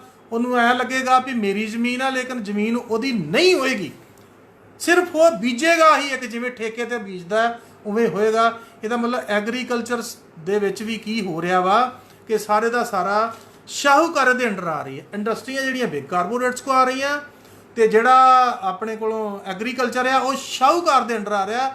ਇਹ ਦੋਨੇ ਹੀ ਸਰਕਾਰ ਦੀ ਜਿਹੜੀ ਮੌਜੂਦਾ ਸਰਕਾਰ ਹੈ ਉਹਨਾਂ ਦੀ ਮੁੱਠੀ ਦੇ ਵਿੱਚ ਨੇ, ਸ਼ਾਹੂਕਾਰ और बिग कारपोरेट्स। जिन्ना मर्जी इन्हों को पैसा ला ले, पैसा उन्होंने को कितों आना वा जो उन्होंने कोलों तो देना नहीं गा। गल असल दे विच ये है कि पैसा जिहड़ा वा PSU का जिन्ना वा इन्ना ज़्यादा पैसा वो वाधे च जा रही है सारियां, ईवन रेलवे वाधे जा रही है, इन्होंने वो बेच देन लगे आ। PSU जिहड़ियां वाधे जा रही ही वो प्राइवेट हत्थां 'च दे दित्तियां, वो पैसे सरकार नूं दिया करनगियां। इदां ही शाहूकार जिहड़ा वा उन्हें जमीनां वंड लियां मल लियां ने, वो किसान नूं मुजारा बना देगा और सारे का सारा जिहड़ा वा पैसा वा उहदे कोल फसलों के मतलब इवज दे विच आ जाएगा और अपनी मर्जी नाल बेचेगा जिन्नी मर्जी महंगाई ने, क्योंकि सरकार नूं उहने पैसा देना जिन्ना मर्जी रेट ला ले। और तुसीं वेख्या भी है भी कई बारी प्याज किन्ना महंगा हो जाता, टमाटर किन्ना महंगा हो जाता। हुण सारियां ही फसलां बड़ियां महंगियां होणगीਆਂ और ये विचों सारे FCI वगैरह सब कुछ निकल गया। ये स्कीमां भी बंद कर देंगे, जिहड़ा आटा दाल स्कीम है, क्योंकि शाहूकार कोल सारा कुछ चल जाना। अगली गल दो एग्रीकल्चर का हो गया। हुण इस तो बाद असीं अगे चलते हैं मतलब माइग्रेंट लेबर जिहड़ा ने बड़ा रौला पाया कि माइग्रेंट लेबर का ही बहुत ज़्यादा मदद की है कि इन्ना पैसा देता, इन्ना आटा दाल देता। इन्होंने सब तो पहली गल की है कि 15 किलोग्राम कणक ਜਾਂ ਚੌਲ एक मैंबर ਨੂੰ ਤੇ 1 किलोग्राम छोले चना ਜਿਹਨੂੰ ਕਹਿੰਦੇ ਆ ਪੂਰੀ ਫੈਮਿਲੀ ਨੂੰ 2 ਮਹੀਨੇ ਵਾਸਤੇ ਦਿੱਤਾ। ਕਿਹੜੀ 2 ਮਹੀਨੇ? ਜਦੋਂ ਸਾਡੇ ਕੋਲ ਕਰੋਨਾ ਦੇ ਵਿੱਚ ਸੰਕਟ ਸੀਗਾ, ਪੰਜਾਬ ਦੇ ਵਿੱਚੋਂ ਲੋਕੀ ਦੌੜ ਗਏ, ਦਿੱਲੀੋਂ ਦੌੜ ਗਏ, ਮਤਲਬ ਹਰ ਥਾਂ ਦੇ ਉੱਤੋਂ ਦੌੜ ਗਏ, ਭੁੱਖੇ ਧਿਆਏ, ਅੱਧੇ ਇੰਨੇ ਮਰ ਗਏ, ਕਈ ਐਕਸੀਡੈਂਟਾਂ ਨਾਲ ਮਰ ਗਏ। ਹੁਣ ਇਹ ਕਹਿੰਦੇ ਸੀ 2 ਮਹੀਨੇ ਬਾਅਦ 2 ਮਹੀਨੇ ਦਾ ਤੁਹਾਨੂੰ ਰਾਸ਼ਨ ਦੇਵਾਂ। ਕਿੱਥੇ? ਜੇ ਪੰਜਾਬ ਦੇ ਵਿੱਚ ਜੇ ਭੇਜਣਗੇ ਤਾਂ ਕਿਹਨੂੰ ਦੇਣਗੇ? ਮਾਈਗ੍ਰੈਂਟ ਲੇਬਰ ਤੇ ਚੱਲ ਗਏ ਨੇ ਇੱਥੋਂ, ਕਿਹਨੂੰ ਦੇਣਗੇ 2 ਮਹੀਨੇ? ਨਾਲ 2 ਮਹੀਨੇ ਤੋਂ ਬਾਅਦ ਵਿਚਾਰੇ ਕੀ ਖਾਣਗੇ? ਸਿਰਫ 2 ਮਹੀਨੇ ਉਹਨਾਂ ਦੀ ਭੁੱਖ ਆ, ਉਦੋਂ ਬਾਅਦ ਕੀ ਉਹਨਾਂ ਨੂੰ ਕੋਈ ਉਹ ਸੁਪਰਮੈਨ ਨੇ ਵੀ ਉਦੋਂ ਬਾਅਦ ਜੀਣਾ ਨਹੀਂਗਾ ਉਹਨਾਂ ਨੇ। ਇਹ ਇੱਕ ਬੜੀ ਹਾਸੋਹੀਣੀ ਗੱਲ ਹੈ ਔਰ ਨਿੰਦਣਯੋਗ ਗੱਲ ਹੈ। ਇਹ ਸਾਡੀਆਂ ਜਿਹੜੀਆਂ ਸਰਕਾਰਾਂ ਅਸੀਂ ਚੁਣ ਰਹੇ ਆ, ਸਾਨੂੰ ਸ਼ਰਮ ਆਉਣੀ ਚਾਹੀਦੀ ਵੀ ਇਹੋ ਜਿਹੀਆਂ ਸਰਕਾਰਾਂ ਚੁਣਦੇ ਆ। ਜਿਹੜਾ ਇੱਕ ਗਰੀਬ ਬੰਦਾ ਵਾ, ਜਿਹੜਾ ਆਪਣਾ ਸਾਰਾ ਕੁਝ ਛੱਡ ਕੇ ਕਿਸੇ ਹੋਰ ਪ੍ਰਦੇਸ਼ ਚੋਂ ਕਮਾਉਣ ਵਾਸਤੇ ਇੱਥੇ ਆਇਆ ਔਰ ਉਹਨੂੰ ਅਸੀਂ 2 ਮਹੀਨੇ ਦਾ ਰਾਸ਼ਨ ਦੇ ਰਹੇ ਹਾਂ ਕਿ ਬਾਕੀ ਫਿਰ ਸਾਡੇ ਕੋਲ ਨਹੀਂ ਦਿੱਤਾ ਜਾਣਾ, ਤੇ ਉਹ ਇੱਥੇ ਹੈ ਵੀ ਨਹੀਂਗਾ, ਚੱਲ ਗਿਆ। ਸਾਡੇ ਲੋਕੀ ਜਿਹੜੇ ਬਾਹਰ ਜਾਂਦੇ ਆ ਕੈਨੇਡਾ ਅਮਰੀਕਾ ਵਗੈਰਾ ਦਾ, ਦੇਖੋ ਬੜਾ ਵਧੀਆ ਸਾਰਾ ਕੁਝ ਦੇਈ ਜਾ ਰਿਹਾ। ਸਾਨੂੰ ਹੀ ਗਸ਼ ਪੈ ਰਹੀ ਹੈ ਵੀ ਇੰਨਾ ਸਾਡੇ ਕੋਲ ਰਾਸ਼ਨ, ਇੰਨਾ ਜ਼ਿਆਦਾ ਰਾਸ਼ਨ ਆ ਤੇ ਅਸੀਂ ਦੇ ਹੀ ਨਹੀਂ ਸਕਦੇ ਹੈਗੇ। ਪੈਸਾ ਤਾਂ ਕਿਤੇ ਰਹਿ ਗਿਆ? ਪੈਸਾ ਇਹਨਾਂ ਕੋਲ ਤਾਂ ਹੈ ਹੀ ਨਹੀਂਗਾ ਨਾ। ਹੁਣ ਉਹ ਬਾਰੋਇੰਗ ਦੇ ਨਾਲ ਹੋਣਾ ਨਹੀਂਗਾ ਪੈਸਾ, ਇਹਨਾਂ ਨੇ ਕੰਪਨੀਆਂ ਵੇਚੀਆਂ, ਉਹ ਪੈਸਾ ਆਉਣਾ, ਕੁਝ ਵਾਈਟ ਦੱਸ ਦੇਣਾ, ਕੁਝ ਬਲੈਕ ਦੱਸ ਦੇਣਾ। ਇਹਦਾ ਮਤਲਬ ਜਿਹੜਾ ਇਹਨਾਂ ਨੇ ਗੱਲ ਕੀਤੀ ਹੈ 15 ਕਿਲੋ ਆਟੇ ਵਾਲੀ, ਉਹ ਵੀ ਜਿਹੜਾ ਵਾ ਫਲॉप ਪ੍ਰੋਗਰਾਮ ਆ। ਅਗਲੀ ਗੱਲ ਇਹਨਾਂ ਕਿਹਾ ਮਨਰੇਗਾ, ਜਿਹੜਾ Mahatma Gandhi rural employment guarantee scheme ਜਿਹੜੀ ਆ, ਉਹਦੇ ਅੰਡਰ ਜਿੱਥੇ ਚਲ ਗਏ ਨੇ ਆਪਣੇ ਪਿੰਡ, ਆਪਣੇ ਮਾਈਗ੍ਰੈਂਟ ਜਿਹੜੇ ਲੇਬਰਰ ਨੇ, ਉਹਨਾਂ ਨੂੰ ਕੰਮ ਮਿਲੇਗਾ। ਮੈਨੂੰ ਇੱਕ ਗੱਲ ਦੱਸੋ, ਮੰਨ ਲਓ ਬਿਹਾਰ ਦੇ ਵਿੱਚ ਗਏ ਨੇ ਉਹ ਲੇਬਰਰ, ਉੱਥੋਂ ਆਈ ਉੱਥੇ ਚਲ ਗਏ ਆ, ਜੇ ਉੱਥੇ ਕੰਮ ਹੁੰਦਾ ਤੇ ਕੀ ਕਰਨ ਆਉਂਦੇ ਪੰਜਾਬ 'ਚ? ਉੱਥੇ ਕੰਮ ਹੀ ਹੈ ਨਹੀਂਗਾ। ਔਰ ਉੱਥੋਂ ਦੀਆਂ ਸਰਕਾਰਾਂ ਤੁਸੀਂ ਜਾਣਦੇ ਹੋ, ਯੂਪੀ ਦੀ ਸਰਕਾਰ ਜਾਣਦੇ ਹੋ, ਐਮਪੀ ਦੀ ਜਾਣਦੇ ਹੋ, ਬਿਹਾਰ ਦੀ ਜਾਣਦੇ ਹੋ। ਇਹ ਸਾਰੀਆਂ ਸਰਕਾਰਾਂ ਦਾ ਰੋਜ਼ ਤੁਸੀਂ ਟੀਵੀ 'ਚ ਦੇਖਦੇ ਹੋ ਵੀ ਕੀ ਹਾਲ ਆ, ਤੇ ਉੱਥੋਂ ਦੇ ਲੋਕਾਂ ਦਾ ਕੀ ਹਾਲ ਆ। ਇਸ ਕਰਕੇ ਉਹਨਾਂ ਨੂੰ ਕਿੱਥੋਂ ਕੰਮ ਵਿਚਾਰਿਆਂ ਨੂੰ ਮਿਲਣਾ? ਉਹ ਭੁੱਖੇ ਹੀ ਮਰਨੇ। ਜਿੱਥੇ ਵੀ ਜਾਣਗੇ ਇੱਕ ਮਜ਼ਦੂਰ ਭੁੱਖਾ ਹੀ ਮਰੂਗਾ। ਸਰਕਾਰਾਂ ਨੇ ਕਦੀ ਵੀ ਇਹਨਾਂ ਵੱਲ ਨਹੀਂ ਵੇਖਿਆ ਕਿ ਇਹ ਭੁੱਖੇ ਮਰ ਰਹੇ ਨੇ ਤੇ ਇਹਨਾਂ ਨੂੰ ਕੁਝ ਦਈਏ। ਮਜ਼ਦੂਰਾਂ ਵੱਲ ਬਿਲਕੁਲ ਖਿਆਲ ਨਹੀਂਗਾ। ਅਗਲੀ ਗੱਲ, 1 ਨੇਸ਼ਨ 1 ਰਾਸ਼ਨ ਕਾਰਡ। ਇਹਨਾਂ ਨੇ ਕਿਹਾ ਵੀ ਜਿਹੜੀ ਸਕੀਮ ਆ, ਇਹ ਲੋਕਾਂ ਵਾਸਤੇ ਕੀਤੀ ਆ ਵੀ ਇੱਕੋ ਗੱਲ। ਅਸਲ ਦੇ ਵਿੱਚ ਇਹ ਆ ਵੀ ਇਹਨਾਂ ਨੂੰ ਨਾ ਇੱਕ ਫੋਬੀਆ ਹੋ ਚੁੱਕਾ ਹੈ ਕਿ ਇਹ ਇੱਕ ਦੇਸ਼ ਹੈ ਸਾਰਾ। ਜਿਵੇਂ ਕਸ਼ਮੀਰ ਦੇ ਵਿੱਚ ਵੀ ਇਹਨਾਂ ਨੇ ਕੀਤਾ ਵੀ ਸਾਰਾ ਇੱਕ ਦੇਸ਼ ਹੈ। ਹਿਸਟਰੀ ਜਿਹੜੀ ਕਹਿੰਦੀ ਆ, ਮੈਂ ਇਸ ਤੋਂ ਬਾਅਦ ਮੇਰੇ ਲੈਕਚਰ ਜਿਹੜੇ ਨੇ ਉਹ ਹਿਸਟਰੀ ਦੇ ਵੀ ਹੋਣਗੇ, ਕੰਸਟੀਟਿਊਸ਼ਨ ਦੇ ਵੀ ਹੋਣਗੇ, ਰਾਈਟ ਟੂ ਐਜੂਕੇਸ਼ਨ ਦੇ ਵੀ ਹੋਣਗੇ, ਹੈਲਥ ਬਾਰੇ ਵੀ ਹੋਣਗੇ। ਔਰ ਤੁਹਾਡੀਆਂ ਅੱਖਾਂ ਖੋਲਾਂਗਾ ਮੈਂ, ਜਿੰਨੇ ਕੁ ਜੋਗਾ ਮੈਂ ਹੈਗਾ ਵਾ, ਮੈਂ ਜਿੰਨੀ ਕੁ ਸਟੱਡੀ ਕਰਦਾ, ਤੁਹਾਨੂੰ ਪਤਾ ਲੱਗ ਜੂਗਾ ਵੀ ਇਹ ਜਿਹੜਾ 1 ਨੇਸ਼ਨ ਵਾਲੀ ਗੱਲ ਕਰਦੇ ਹੋ ਐਕਚੁਅਲੀ ਹੈ ਕੀ ਚੀਜ਼ ਆ। ਜਿਹੜਾ 1 ਨੇਸ਼ਨ ਆ ਉਹ ਹੈ ਕੀ ਚੀਜ਼ ਆ, ਸਾਨੂੰ ਪਤਾ ਲੱਗੇ ਚੰਗੀ ਤਰ੍ਹਾਂ। ਔਰ 1 ਨੇਸ਼ਨ 1 ਰਾਸ਼ਨ ਕਾਰਡ ਆ, ਇਹਨਾਂ ਨੂੰ ਬੰਦਾ ਪੁੱਛਣ ਵਾਲਾ ਹੋਵੇ ਕਿ ਜਿਹੜੇ ਮਾਈਗ੍ਰੈਂਟ ਲੇਬਰਰ ਆ, ਅੱਧੇ ਬੰਦੇ ਉੱਥੇ ਰਹਿ ਜਾਂਦੇ, ਅੱਧੇ ਇੱਥੇ ਆ ਜਾਂਦੇ ਆ, ਤੇ ਰਾਸ਼ਨ ਕਾਰਡ ਉੱਥੇ ਰਹੂਗਾ ਤੇ ਇਹਨਾਂ ਨੂੰ ਕਿੱਥੋਂ ਮਿਲੂਗਾ? ਇੱਕ ਗੱਲ। ਦੂਸਰੀ ਗੱਲ ਕਿ ਜਿਹੜੇ ਡੀਪੂ ਹੋਲਡਰ ਨੇ, ਸਤਪਾਲ ਜੀ ਤੁਸੀਂ ਫੇਰ ਲਿਖਿਆ ਆਵਾਜ਼ ਗਾਇਬ ਹੈ। ਮੈਨੂੰ ਅੱਜ ਸਮਝ ਨਹੀਂ ਲੱਗਦੀ ਵੀ ਆਵਾਜ਼ ਕਿਉਂ ਗਾਇਬ ਹੈ। ਆਵਾਜ਼ ਕੋਈ ਜਣਾ ਦੱਸ ਸਕਦਾ ਹੈ ਕਿ ਮਤਲਬ ਆਵਾਜ਼ ਆ ਰਹੀ ਹੈ ਕਿ ਨਹੀਂ? ਕਿਉਂਕਿ ਲੈਕਚਰ ਬੜਾ ਇੰਪੋਰਟੈਂਟ ਆ, ਫਿਰ ਇਸ ਤਰ੍ਹਾਂ ਰਹਿ ਜਾਣਾ ਵਾ। ਆਵਾਜ਼ ਆਉਣੀ ਚਾਹੀਦੀ ਹੈ ਮੇਰੇ ਹਿਸਾਬ ਨਾਲ। ਮੈਂ ਤਾਂ ਪੂਰੀ ਕੋਸ਼ਿਸ਼ ਕਰ ਰਿਹਾ, ਮੈਨੂੰ ਸਗੋਂ ਖਾਂਸੀ ਵੀ ਆ ਰਹੀ ਹੈ ਵਿੱਚ ਵਿੱਚ। ਜਲਦੀ ਕੋਈ ਮੈਸੇਜ ਲਿਖੇ ਵੀ ਆਵਾਜ਼ ਆ ਰਹੀ ਹੈ ਕਿ ਨਹੀਂ। ਚਲੋ ਮੈਂ ਆਪਣਾ ਜਾਰੀ ਰੱਖਦਾ, ਹੋ ਸਕਦਾ ਆਵਾਜ਼ ਆ ਰਹੀ ਹੋਵੇ ਹੁਣ। ਓਕੇ ਆ ਰਹੀ ਹੈ ਆਵਾਜ਼। ਕਿਸੇ ਨੇ ਕਹਿ ਦਿੱਤਾ ਵੀ ਆਵਾਜ਼ ਆ ਰਹੀ ਹੈ। ਸਾਥੀਓ, ਮੈਂ ਜਿੱਥੇ ਲੈ ਕੇ ਆ ਰਿਹਾ ਸੀ ਕਿ 1 ਨੇਸ਼ਨ 1 ਰਾਸ਼ਨ ਕਾਰਡ। ਹੁਣ ਮੈਨੂੰ ਇੱਕ ਗੱਲ ਦੱਸੋ ਕਿ ਜਿੰਨੇ ਡੀਪੂ ਹੋਲਡਰ ਆ, ਅਸੀਂ ਵੀ ਇਹਨਾਂ ਪਿੰਡਾਂ 'ਚ ਹੀ ਰਹੇ, ਸਾਨੂੰ ਪਤਾ ਵਾ ਕਿ ਉਹਦੇ ਕੋਲੋਂ ਫਿਕਸਡ ਕਾਰਡ ਹੁੰਦੇ ਨੇ, ਉਹਨਾਂ ਵਾਸਤੇ ਰਾਸ਼ਨ ਸਰਕਾਰ ਉਹਨੂੰ ਦਿੰਦੀ ਆ ਵੰਡਣ ਵਾਸਤੇ। ਔਰ ਜਦੋਂ ਤੁਸੀਂ ਉੱਥੇ ਮੰਨ ਲਓ, ਫਰਜ਼ ਕਰ ਲਓ ਤੁਸੀਂ ਪੰਜਾਬ ਦਾ ਬੰਦਾ ਵਾ, ਉਹ ਹਿਮਾਚਲ 'ਚ ਚਲ ਜਾਂਦਾ, ਰਾਸ਼ਨ ਕਾਰਡ ਇਹਦਾ ਇੱਥੇ ਆ, ਤੇ ਜਾਂ ਰਾਸ਼ਨ ਕਾਰਡ ਸਾਰਾ ਪਰਿਵਾਰ ਹੀ ਉੱਥੇ ਚਲ ਜਾਂਦਾ ਤੇ ਜਾ ਕੇ ਦੱਸੇਗਾ ਵੀ ਮੇਰਾ ਭਾਈ ਤੁਸੀਂ ਦਿਓ ਰਾਸ਼ਨ, ਉਹ ਕਦੀ ਨਹੀਂ ਦੇਗਾ। ਕੌਣ ਪੁੱਛਣ ਵਾਲਾ ਇੱਥੇ? ਕਿੱਥੇ ਸ਼ਿਕਾਇਤ ਕਰੋਗੇ? ਕੋਈ ਕਿਤੇ ਸ਼ਿਕਾਇਤ ਨਹੀਂ ਕਰ ਸਕਦਾ। ਗੱਲ ਅਸਲ ਦੇ ਵਿੱਚ ਇਹ ਹੈ ਕਿ ਇਹ ਸਾਰੀ ਦੀ ਸਾਰੀ ਸਕੀਮ ਜਿਹੜੀ ਆ ਫਲਾਪ ਹੋ ਜਾਏਗੀ ਮਜ਼ਦੂਰਾਂ ਦੀ ਜਿਹੜੀ ਕਰ ਰਹੇ। ਠੀਕ ਆ, ये 8 करोड़ माइग्रेंट है जिन्होंने कहते फ्री फूड देवांगे, एवें फलाप जिहा प्रोग्राम है, कोई ये कुछ नहीं दिता जा सकता, ये पॉसीबल ही नहीं गा जे दिता। अगली गल जी है one nation one digital education, ये बड़ी खतरनाक चीज़ है, इनू भी गल जरा ध्यान रखो भी ये जी एजुकेशन आ सारे देश दे विच एक, ये बड़ा एक नारा और भगत बड़े खुश होंगे, लो जी देश साडा एक आ, इस करके सारा कुछ ही एक होना चाहिए। देश एक भावें ये आ, तुसीं एक नैशनल इंटीग्रेशन बारे आर्टिकल ਜਾਂ ਐਸੇ ਹੁੰਦਾ ਸੀਗਾ कि इत्थे ਵੱਖਰੀਆਂ ਵੱਖਰੀਆਂ ਨਸਲਾਂ ਰਹਿੰਦੀਆਂ ਨੇ देश ਦੇ ਵਿੱਚ, ਵੱਖਰੀਆਂ ਵੱਖਰੀਆਂ ਭਾਸ਼ਾ ਬੋਲਦੀਆਂ ਨੇ, ਵੱਖਰਾ ਵੱਖਰਾ ਉਹਨਾਂ ਦਾ ਕਲਚਰ ਆ। ਮੈਨੂੰ ਇੱਕ ਗੱਲ ਦੱਸੋਗੇ ਪੰਜਾਬ ਦੇ ਵਿੱਚ ਤੁਸੀਂ ਕਿੱਦਾਂ ਹਿੰਦੀ ਜ਼ਿਆਦਾ ਪੜ੍ਹਾ ਲਓਗੇ? ਪੰਜਾਬ 'ਚ ਪੰਜਾਬੀ ਪੜ੍ਹਨਗੇ, ਤਾਮਿਲਨਾਡੂ ਦੇ ਵਿੱਚ ਤਾਮਿਲ ਪੜ੍ਹਨਗੇ, ਤੁਸੀਂ ਕਿੱਦਾਂ ਇੱਕ ਨੇਸ਼ਨ ਦੇ ਵਿੱਚ ਇੱਕ ਡਿਜੀਟਲ ਐਜੂਕੇਸ਼ਨ ਲਾ ਦੋਗੇ? ਔਰ ਉਹ ਕਹਿ ਰਿਹਾ 1 ਕਲਾਸ 1 ਚੈਨਲ, ਇੱਕ ਕਲਾਸ ਦਾ ਇੱਕ ਚੈਨਲ। ਇਹਦਾ ਮਤਲਬ ਆ ਵੀ ਜਿਹੜੀ ਮੰਨ ਲਓ ਇੱਥੇ 12ਵੀਂ ਕਲਾਸ ਆ ਜਾਂ 7ਵੀਂ ਕਲਾਸ ਆ, ਉਹ ਸਾਰਿਆਂ ਦੇ ਵਿੱਚ ਇੱਕੋ ਜਿਹਾ ਸਿਲੇਬਸ ਪੜ੍ਹਾਓਗੇ? ਨਾ, ਅਟਰ ਨੌਨਸੈਂਸ ਹੈ ਗੱਲ। ਇਹ ਪਤਾ ਨਹੀਂ ਇਹਨਾਂ ਦੇ ਕੌਣ ਲੋਕੀ ਬੈਠੇ ਨੇ ਜਿਹੜੀਆਂ ਇਹੋ ਜਿਹੀਆਂ ਗੱਲਾਂ ਕਰਦੇ ਆ, ਇਹਨਾਂ ਨੂੰ ਕੋਈ ਪੁੱਛਣ ਵਾਲਾ ਨਹੀਂਗਾ, ਇਹ ਆਪਣੀ ਮਰਜ਼ੀ ਨਾਲ। ਅਸਲ ਦੇ ਵਿੱਚ ਮੈਨੂੰ ਲੱਗਦਾ ਕਿ ਇਹਨਾਂ ਦੇ ਵਿੱਚ ਮੈਨੂੰ ਲੱਗਦਾ ਕਿ ਉਹ ਕਨਕਲੂਜਨ ਅੱਜ ਮੈਂ ਥੋੜ੍ਹਾ ਜਿਹਾ ਕੱਢਾਂਗੇ ਵੀ ਕਿਉਂ ਇੱਦਾਂ ਕਰ ਰਹੇ ਆ ਲੋਕੀ, ਇਹਨਾਂ ਦੇ ਮਗਰ ਕਿਉਂ ਲੱਗ ਰਹੇ ਨੇ, ਕੌਣ ਲੱਗ ਰਹੇ ਨੇ ਮਗਰ, ਉਹ ਵੇਖਦੇ ਆ ਬਾਅਦ ਦੇ ਵਿੱਚ। ਰੈਂਟਲ ਅਕੋਮੋਡੇਸ਼ਨ ਦੀ ਗੱਲ ਕਰਦੇ, ਗਰੀਬਾਂ ਨੂੰ ਅਸੀਂ ਹਾਊਸ ਬਣਾ ਕੇ ਦੇਵਾਂਗੇ ਪੀਪੀ ਮਾਡਲ 'ਤੇ।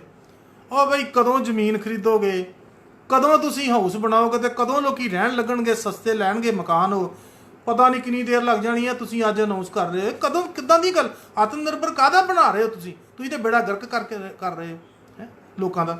ਅਗਲੀ ਗੱਲ ਮੁਦਰਾ ਸ਼ਿਸ਼ੂ ਲੋਨ, ਹੁਣ ਨਾਂ ਜਿਹੜਾ ਵੇਖੋ ਕਿੱਦਾਂ ਦਾ, ਮੁਦਰਾ ਸ਼ਿਸ਼ੂ ਲੋਨ। ਮੁਦਰਾ ਜਿਹੜਾ ਵਾ ਇਹ ਮਾਈਕਰੋ ਇੰਡਸਟਰੀ ਦੀ ਗੱਲ ਕਰ ਰਿਹਾ, ਔਰ ਸ਼ਿਸ਼ੂ ਦਾ ਮਤਲਬ ਹੈ ਇਹਨਾਂ ਨੇ 3 ਕੈਟੇਗਰੀਆਂ ਬਣਾਈਆਂ, ਸ਼ਿਸ਼ੂ, ਇੱਕ ਦੋ ਹੋਰ ਇੱਦਾਂ ਦੀਆਂ ਹੈਗੀਆਂ ਨੇ ਕੈਟੇਗਰੀਆਂ। 50,000 ਤੱਕ ਰੁਪਈਆ ਜੇ ਕਿਸੇ ਨੇ ਕਿਸੇ ਇੰਡਸਟਰੀ 'ਤੇ ਲਾਉਣਾ ਤਾਂ ਉਹਨੂੰ ਸ਼ਿਸ਼ੂ ਲੋਨ ਕਹਿੰਦੇ, ਉਹ ਅਸੀਂ ਦੇਵਾਂਗੇ। ਜਿਹੜੇ ਬੰਦੇ ਨੇ 50,000 ਰੁਪਈਆ ਲਾਉਣਾ ਉਹ ਬੈਂਕ ਹੀ ਨਹੀਂ ਵੜਦਾ ਵਿਚਾਰਾ, ਨਾ ਇਹ ਬੈਂਕ ਵਾਲੇ ਉਹਨੂੰ ਥੜੇ 'ਤੇ ਚੜ੍ਹਨ ਦਿੰਦੇ ਆ, ਇਹ ਕਿੱਦਾਂ ਲੋਨ ਦੇਣਗੇ? ਇਹ ਸਾਰੀਆਂ ਗੱਲਾਂ ਜਿਹੜੀਆਂ ਜਿਨ੍ਹਾਂ ਦੀ ਇਹ ਗੱਲ ਕਰਦੇ ਆ ਉਹ ਸਾਰੀਆਂ ਹੀ ਫਲॉप ਨੇ, ਕੁਛ ਨਹੀਂ ਇਹਨਾਂ ਨੇ ਦੇਣਾ। ਇੱਕ ਅਗਲੀ ਗੱਲ ਇੱਕ ਹੋਰ ਖਾਸ ਜਿਹੜੀ ਮੈਂ ਦੱਸਣ ਲੱਗਾ, ਸਟਰੀਟ ਵੈਂਡਰ ਦੀ। ਇਹ ਕਹਿ ਰਿਹਾ ਵੀ ਜਿਹੜੇ ਰੇੜੀਆਂ ਲਾ ਕੇ ਗਲੀਆਂ ਦੇ ਵਿੱਚ ਫਿਰਦੇ ਨੇ ਲੋਕੀ, ਦੇਖੋ ਨਾ ਹੈਗਾ ਸਟਰੀਟ ਵੈਂਡਰ। ਹੁਣ ਬੜੀ ਇੱਕ ਸ਼ਰਮ ਵਾਲੀ ਗੱਲ ਹੈ ਜੇ ਕੋਈ ਸੁਣੇ ਕਿ ਸਟਰੀਟ ਵੈਂਡਰ ਦੀ ਤੁਸੀਂ ਗੱਲ ਕਰਦੇ ਹੋ, ਤੇ ਕਿਹਾ ਵੀ 10,000 ਰੁਪਈਆ ਉਹਨਾਂ ਨੂੰ ਆਪਣਾ ਕੰਮ ਸ਼ੁਰੂਆਤੀ ਜਿਹੜਾ ਉਹਦਾ ਕੀ ਉਹਨੂੰ ਰਾਸ ਪਾਉਣੀ। ਰਾਸ ਇੱਕ ਸ਼ਬਦ ਹੈ, ਪਤਾ ਨਹੀਂ ਤੁਹਾਨੂੰ ਪਤਾ ਕਿ ਨਹੀਂਗਾ। ਜਿਹੜਾ ਕੋਈ ਬੰਦਾ ਬਿਜ਼ਨਸ ਕਰਦਾ ਉਹ ਪਹਿਲੋਂ ਰਾਸ ਪਾਉਂਦਾ। ਰਾਸ ਦਾ ਮਤਲਬ ਐਡਵਾਂਸ ਮਨੀ ਰੱਖਦਾ ਚੀਜ਼ਾਂ ਖਰੀਦਣ ਵਾਸਤੇ। ਉਹ ਜਿਹੜੀ ਐਡਵਾਂਸ ਮਨੀ ਉਹ ਉਨੀ ਦੀ ਉਨੀ ਫਰਜ਼ ਕਰ ਲਓ। ਕਿਸੇ ਨੇ ਕੰਮ ਖੋਲ੍ਹਿਆ 5,000 ਰੁਪਈਆ ਦਾ ਲੱਗਦਾ, ਤੇ 5,000 ਰੁਪਈਆ ਪਹਿਲਾਂ ਆਪਣੀ ਜੇਬ 'ਚ ਰੱਖ ਲੈਂਦਾ ਕਿ ਕੱਲ੍ਹ ਨੂੰ ਸਮਾਨ ਲਿਆਉਣਾ ਉਹਦਾ, ਬਾਕੀ ਉਹਦਾ ਪ੍ਰੋਫਿਟ ਚੱਲੀ ਜਾਂਦਾ। ਉਹ ਨਹੀਂ ਛੇੜਦਾ, ਉਹਨੂੰ ਰਾਸ ਕਹਿੰਦੇ ਆ ਪੰਜਾਬੀ ਦੇ ਵਿੱਚ। ਉਹ ਕਹਿੰਦੇ ਵੀ 10,000 ਰੁਪਈਆ ਅਸੀਂ ਉਹ ਰਾਸ ਦੇਵਾਂਗੇ ਜਿਹਦੇ ਨਾਲ ਉਹ ਕੰਮ ਆਪਣਾ ਚਲਾ ਸਕੇ। ਪਰ ਕੰਡੀਸ਼ਨਾਂ ਕੀ ਉਹਦੇ ਦੋ ਕੰਡੀਸ਼ਨਾਂ ਨੇ ਕਿਹੜੀਆਂ? ਇੱਕ ਤਾਂ ਮਿਊਨਿਸਪਲ ਕਮੇਟੀ ਦੇ ਅੰਡਰ ਰਜਿਸਟਰਡ ਹੋਇਆ ਹੋਵੇ, ਦੂਸਰੀ ਕੰਡੀਸ਼ਨ ਹੈ ਵੀ ਜਿੱਥੇ ਉਹ ਰੇਹੜੀ ਲਾਉਂਦਾ ਹੋਵੇ ਉਹਦੀ ਲੋਕੇਸ਼ਨ ਜਿਹੜੀ ਆ ਉਹਦੇ ਕੋਲ ਉਹਦਾ ਪ੍ਰੂਫ ਹੋਵੇ। ਇਹਨਾਂ ਨੂੰ ਕੋਈ ਪੁੱਛਣ ਵਾਲਾ ਹੋਵੇ ਵੀ ਜਿਹੜੇ ਰੇੜੀਆਂ ਵਾਲੇ ਉਹ ਤੇ ਮਤਲਬ ਗਲੀਆਂ 'ਚ ਤੁਰੇ ਫਿਰਦੇ ਆ, ਹੋਕਾ ਦਿੰਦੇ ਫਿਰਦੇ ਆ, ਨਾ ਉਹਨਾਂ ਕੋਲ ਕੋਈ ਰਜਿਸਟਰੇਸ਼ਨ ਹੈ, ਨਾ ਹੀ ਜੇ ਉਹਨਾਂ ਕੋਲ ਜਗ੍ਹਾ ਹੋਵੇ ਥਾਂ ਵਾਸਤੇ ਤਾਂ ਤੁਹਾਨੂੰ ਪੁੱਛੇ ਕੌਣ? ਸਮੱਸਿਆ ਤੇ ਅਸਲ ਦੇ ਵਿੱਚ ਇਹ ਆ ਕਿ ਨਾ ਉਹਨਾਂ ਵਿਚਾਰਿਆਂ ਕੋਲ ਕੋਈ ਮਤਲਬ ਰਜਿਸਟ੍ਰੇਸ਼ਨ ਆ, ਨਾ ਹੀ ਕੋਈ ਉਹਨਾਂ ਕੋਲ ਰੇਹੜੀ ਵਾਸਤੇ ਥਾਂ ਵਾ। ਉਹ ਤੁਹਾਨੂੰ ਕੀ ਦੇਣਗੇ ਪ੍ਰੂਫ? ਤੇ ਜੇ ਪ੍ਰੂਫ ਨਹੀਂ ਹੋਊਗਾ ਤਾਂ ਉਹਨਾਂ ਨੂੰ 10,000 ਰੁਪਈਆ ਲੋਨ ਕੋਈ ਦਊਗਾ? ਬੈਂਕ ਵਾਲੇ ਤਾਂ ਚੰਗਿਆਂ ਭਲਿਆਂ ਨੂੰ ਲੋਨ ਨਹੀਂ ਦਿੰਦੇ ਹੈਗੇ। ਇਸ ਕਰਕੇ ਇਹਦਾ ਜਿਹੜਾ ਜਿੰਨਾ ਬਾਕੀ ਨਿੱਕੇ ਮੋਟੇ ਆ, ਕਦੀ ਕਿਸੇ ਨੂੰ ਕੁਛ ਦੇਤਾ, ਕਿਸੇ ਨੂੰ ਕੁਛ ਦੇਤਾ, ਐਵੇਂ ਕਹੀ ਜਾਂਦੇ। ਹਰਬਲ ਪਾਰਕ ਬਣਾਉਣਾ ਗੰਗਾ ਦੇ ਕਿਨਾਰੇ, ਉੱਥੇ ਬੈਠਾ ਇੱਕ ਬਾਬਾ ਰਾਮਦੇਵ, ਉਹ ਹਰਬਲ ਪਾਰਕ ਉਹਦੇ ਵਾਸਤੇ ਬਣਾ ਦਿਓ, ਕੋਈ ਗੱਲ ਨਹੀਂ ਗੀ, ਅੱਗੇ ਬਥੇਰਾ ਕੁਝ ਉਹਨੂੰ ਦਿੱਤਾ ਹਰਬਲ ਪਾਰਕ, ਤੇ ਉਹਦੇ ਵਾਸਤੇ ਬਣ ਜਾਏਗਾ। ਮੈਂ ਨਿਚੋੜ ਦੀ ਗੱਲ ਦੱਸਣ ਲੱਗਾ ਵੀ ਇਹਨਾਂ ਨੇ ਜਿਹੜਾ 20 ਲੱਖ ਕਰੋੜ ਪੈਕੇਜ ਅਨਾਊਂਸ ਕੀਤਾ ਆ, ਔਰ ਆਪਦਾ ਮੈਂ ਅਵਸਰ ਵਾਲੀ ਗੱਲ ਆ ਵੀ ਸੰਕਟ ਜ਼ਰੂਰ ਆਇਆ ਸੀ ਕਰੋਨਾ ਦਾ, ਲੇਕਿਨ ਅਵਸਰ ਇਹਨਾਂ ਨੂੰ ਮਿਲ ਗਿਆ। ਆਤਮ ਨਿਰਭਰ ਲੋਕਾਂ ਨੂੰ ਕਹਿ ਰਿਹਾ, ਆਤਮ ਨਿਰਭਰ ਭਾਰਤ ਅਭਿਆਨ। ਆਤਮ ਨਿਰਭਰ ਕੌਣ ਹੋਇਆ? ਆਤਮ ਨਿਰਭਰ ਭਾਰਤੀ ਜਨਤਾ ਪਾਰਟੀ ਹੋਈ, ਕੰਪਨੀਆਂ ਹੋਈਆਂ, ਸ਼ਾਹੂਕਾਰ ਹੋਣਗੇ। ਇਹ 3 ਕਲਿੱਕ ਜਿਹੜਾ ਵਾ ਜਦੋਂ ਆਤਮ ਨਿਰਭਰ ਹੋ ਗਏ ਤੇ ਜਿਹੜੀ ਲੋਕੀ ਨੇ ਉਹ ਜਿੰਨਾ ਮਰਜ਼ੀ ਜ਼ੋਰ ਲਾ ਲੈਣ ਉਹ ਉੱਠ ਨਹੀਂ ਸਕਦੇ। ਜਿੰਨਾ ਮਰਜ਼ੀ ਜ਼ੋਰ ਲਾ ਲੈਣ ਲੋਕੀ ਨਹੀਂ ਉੱਠ ਸਕਦੇ, ਕਿਉਂਕਿ ਇਕਨੋਮੀ ਜਿੰਨਾ ਚਿਰ ਤੱਕ ਲੋਕਾਂ ਕੋਲ ਪੈਸੇ ਨਹੀਂ ਹੋਣਗੇ ਉਹਨਾਂ ਚਿਰ ਤੱਕ ਕੁਝ ਨਹੀਂ ਹੋ ਸਕਦਾ। ਔਰ ਜਦੋਂ ਸਾਰਾ ਕੁਝ ਇਹਨਾਂ ਦੇ ਹੱਥ ਆ ਗਿਆ ਤੇ ਲੋਕਾਂ ਨੂੰ ਕੁੱਟਣਗੇ ਇੱਕ ਕਿਸਮ ਦੇ, ਜੋ ਮਰਜ਼ੀ ਕਰਵਾ ਸਕਦੇ ਆ ਲੋਕਾਂ ਕੋਲ, ਜਿਹਨੂੰ ਮਰਜ਼ੀ ਮਤਲਬ ਕਤਲ ਕਰ ਦੇਣ, ਜੋ ਵੈਸੇ ਤੇ ਕਤਲ ਹੁਣ ਵੀ ਕਰ ਰਹੇ ਨੇ। ਜ਼ਮੀਨਾਂ ਜਿਹੜੀਆਂ ਜਿਹੜੇ ਕਿਸਾਨ ਨੇ ਉਹਨਾਂ ਵਾਸਤੇ ਕੱਖ ਨਹੀਂ ਬਚੇਗਾ। ਔਰ ਨਟਸ਼ੈਲ ਦੇ ਵਿੱਚ ਇਹ ਆ ਵੀ ਇਹਨਾਂ ਨੇ ਵੱਡੀਆਂ ਇੰਡਸਟਰੀਆਂ ਨੂੰ ਲੋਨ ਦੇਣਾ ਸੀ ਤੇ ਪੈਕੇਜ ਅਨਾਉਂਸ ਕੀਤਾ। ਪੈਕੇਜ ਦੀ ਆੜ ਦੇ ਵਿੱਚ ਇਹਨਾਂ ਨੇ ਕਿਸਾਨਾਂ ਦੇ ਜਿਹੜਾ ਇਹਨਾਂ ਨੇ ਕਿਹਾ ਵੀ ਸਟਰਕਚਰਲ ਰਿਫਾਰਮ ਕਰਨੇ ਆ, ਉਹਦੇ ਵਿੱਚ ਇਹਨਾਂ ਨੇ ਐਸੈਂਸ਼ੀਅਲ ਕਮੋਡਿਟੀ ਐਕਟ ਜਿਹੜਾ ਉਹਨੂੰ ਅਮੈਂਡ ਕਰ ਦੇਣ ਲੱਗੇ ਆ, ਕਿਉਂਕਿ ਉਹ ਹੋ ਜੇ, ਉਹ ਕੀ ਉਹਨੂੰ ਕਹਿੰਦੇ ਆ, ਜਮ੍ਹਾਖੋਰੀ ਹੋ ਜੇ, ਇਹ ਜਮ੍ਹਾਂ ਕਰ ਲੈਣਗੇ ਚੀਜ਼ਾਂ। ਔਰ ਖੇਤਾਂ ਦੇ ਵਿੱਚ ਜਿਹੜਾ ਕਿਸਾਨ ਹੈ ਉਹ ਆਪਣੀ ਮਰਜ਼ੀ ਨਾਲ ਕੋਈ ਨਹੀਂ ਵੇਚ ਸਕੇਗਾ। ਸਸਤੀਆਂ ਉਹਨਾਂ ਦਾ ਪ੍ਰੋਡਕਟ ਖਰੀਦਣਗੇ, ਇੱਕ ਥਾਂ 'ਤੇ ਸਟੋਰ ਕਰਕੇ ਬਾਅਦ 'ਚ ਹੌਲੀ ਹੌਲੀ ਸ਼ਾਹੂਕਾਰ ਜਿਹੜਾ ਉਹ ਵੇਚੂਗਾ।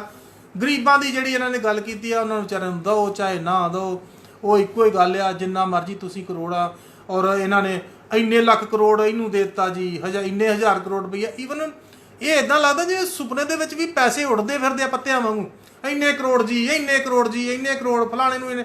ਇਹ ਕਰੋੜਾਂ ਦੇ ਜਿਹੜੇ ਅੰਕੜੇ ਦਿੰਦੇ ਆ, ਇਹ ਲੋਕਾਂ ਨੂੰ ਮੂਰਖ ਬਣਾ ਰਹੇ ਆ। ਕੋਈ ਇੱਥੇ ਪੈਕੇਜ ਨਹੀਂਗਾ। ਅਸਲ ਦੇ ਵਿੱਚ ਕਰਨਾ ਕੀ ਚਾਹੀਦਾ ਸੀਗਾ ਕਿ ਮੈਡੀਕਲ ਫੈਸਿਲਿਟੀਆਂ ਦੇਣੀਆਂ ਚਾਹੀਦੀਆਂ ਤੇ ਲੋਕਾਂ ਨੂੰ ਸਿੱਧੀ ਇਹਨਾਂ ਨੂੰ ਅਦਾਇਗੀ ਕਰਨੀ ਚਾਹੀਦੀ, ਜਿਵੇਂ ਫੋਰਨ ਕੰਟਰੀ ਦੇ ਵਿੱਚ ਹੋਇਆ। ਲਿਕੁਇਡਿਟੀ ਜਿਹੜੀ ਆ ਸਿਰਫ ਕਾਰਪੋਰੇਟਸ ਵਾਸਤੇ ਆ, ਸ਼ਾਹੂਕਾਰਾਂ ਵਾਸਤੇ ਆ, ਉਹਨਾਂ ਵਾਸਤੇ ਹੀ ਇਹਨਾਂ ਨੇ ਕਰਨੀ ਸੀਗੀ। ਆਮ ਬੰਦੇ ਨੂੰ ਪਤਾ ਨਹੀਂਗਾ। ਟਰਮੀਨੋਲੋਜੀ ਇੰਨੀ ਜ਼ਿਆਦਾ ਔਖੀ ਆ ਇਹ ਕਮਰਸ ਦੀ ਕਿ ਮੈਨੂੰ ਪਤਾ ਕਿ ਇਹਨੂੰ ਕਿਵੇਂ ਹੱਲ ਕੀਤਾ। ਮੈਂ ਬਹੁਤ ਸਾਰੇ ਪ੍ਰੋਫੈਸਰਾਂ ਨੂੰ ਵੀ ਪੁੱਛਿਆ ਕਮਰਸ ਦਿਆਂ ਨੂੰ, ਉਹਨਾਂ ਦੀ ਵੀ ਕਈ ਵਾਰੀ ਪ੍ਰੋਬਲਮ ਆਉਂਦੀ ਸੀਗੀ ਕਿ ਇਹ ਜਿੱਦਾਂ ਮਤਲਬ ਇਹ ਟਰਮੀਨੋਲੋਜੀ ਜਿਹੜੀ ਆ ਨਵੀਂ ਆ ਬਿਲਕੁਲ, ਇਹ ਪਤਾ ਨਹੀਂ ਕੌਣ ਵਰਤ ਰਿਹਾ ਵਾ। ਔਰ ਬੋਰ ਹੋ ਜਾਂਦਾ ਬੰਦਾ ਸੁਣ ਕੇ ਇਹਨਾਂ ਦੀ ਜਿਹੜੀ ਆ ਟਰਮੀਨੋਲੋਜੀ। ਇਹਦਾ ਮਤਲਬ ਜਿਹੜਾ ਵੀ ਸਤਪਾਲ ਜੀ ਬਿਲਕੁਲ ਫਾਲਸ ਪ੍ਰਾਪੇਗੰਡਾ ਵਾ। ਔਰ ਵੀ ਨੀਡ ਕ੍ਰਾਂਤੀ। ਔਰ ਮੈਂ ਦੱਸਣ ਲੱਗਾ ਹੁਣ ਵੀ ਸਾਨੂੰ ਕਰਨਾ ਕੀ ਚਾਹੀਦਾ। ਤੁਹਾਨੂੰ ਅੱਜ ਜਿਹੜੀ ਮੈਂ ਗੱਲ ਦੱਸੀ ਆ, ਪਤਾ ਨਹੀਂ ਕਿਤੇ ਐਨਾਲਿਸਿਸ ਹੁੰਦਾ ਕਿ ਨਹੀਂ ਅੰਗਰੇਜ਼ੀ ਚੈਨਲਾਂ 'ਤੇ ਜਾਂ ਹਿੰਦੀ 'ਤੇ, ਪਰ ਮੇਰਾ ਜਿਹੜਾ ਵਿਜ਼ਨ ਸੀਗਾ ਮੈਂ ਇਹ ਕੱਢਿਆ ਵਾ ਵੀ ਇੱਕ ਕਲਿੱਕ ਬਣ ਰਿਹਾ ਸ਼ਾਹੂਕਾਰ, ਬਿਗ ਕਾਰਪੋਰੇਟਸ ਤੇ ਸਰਕਾਰ ਦਾ।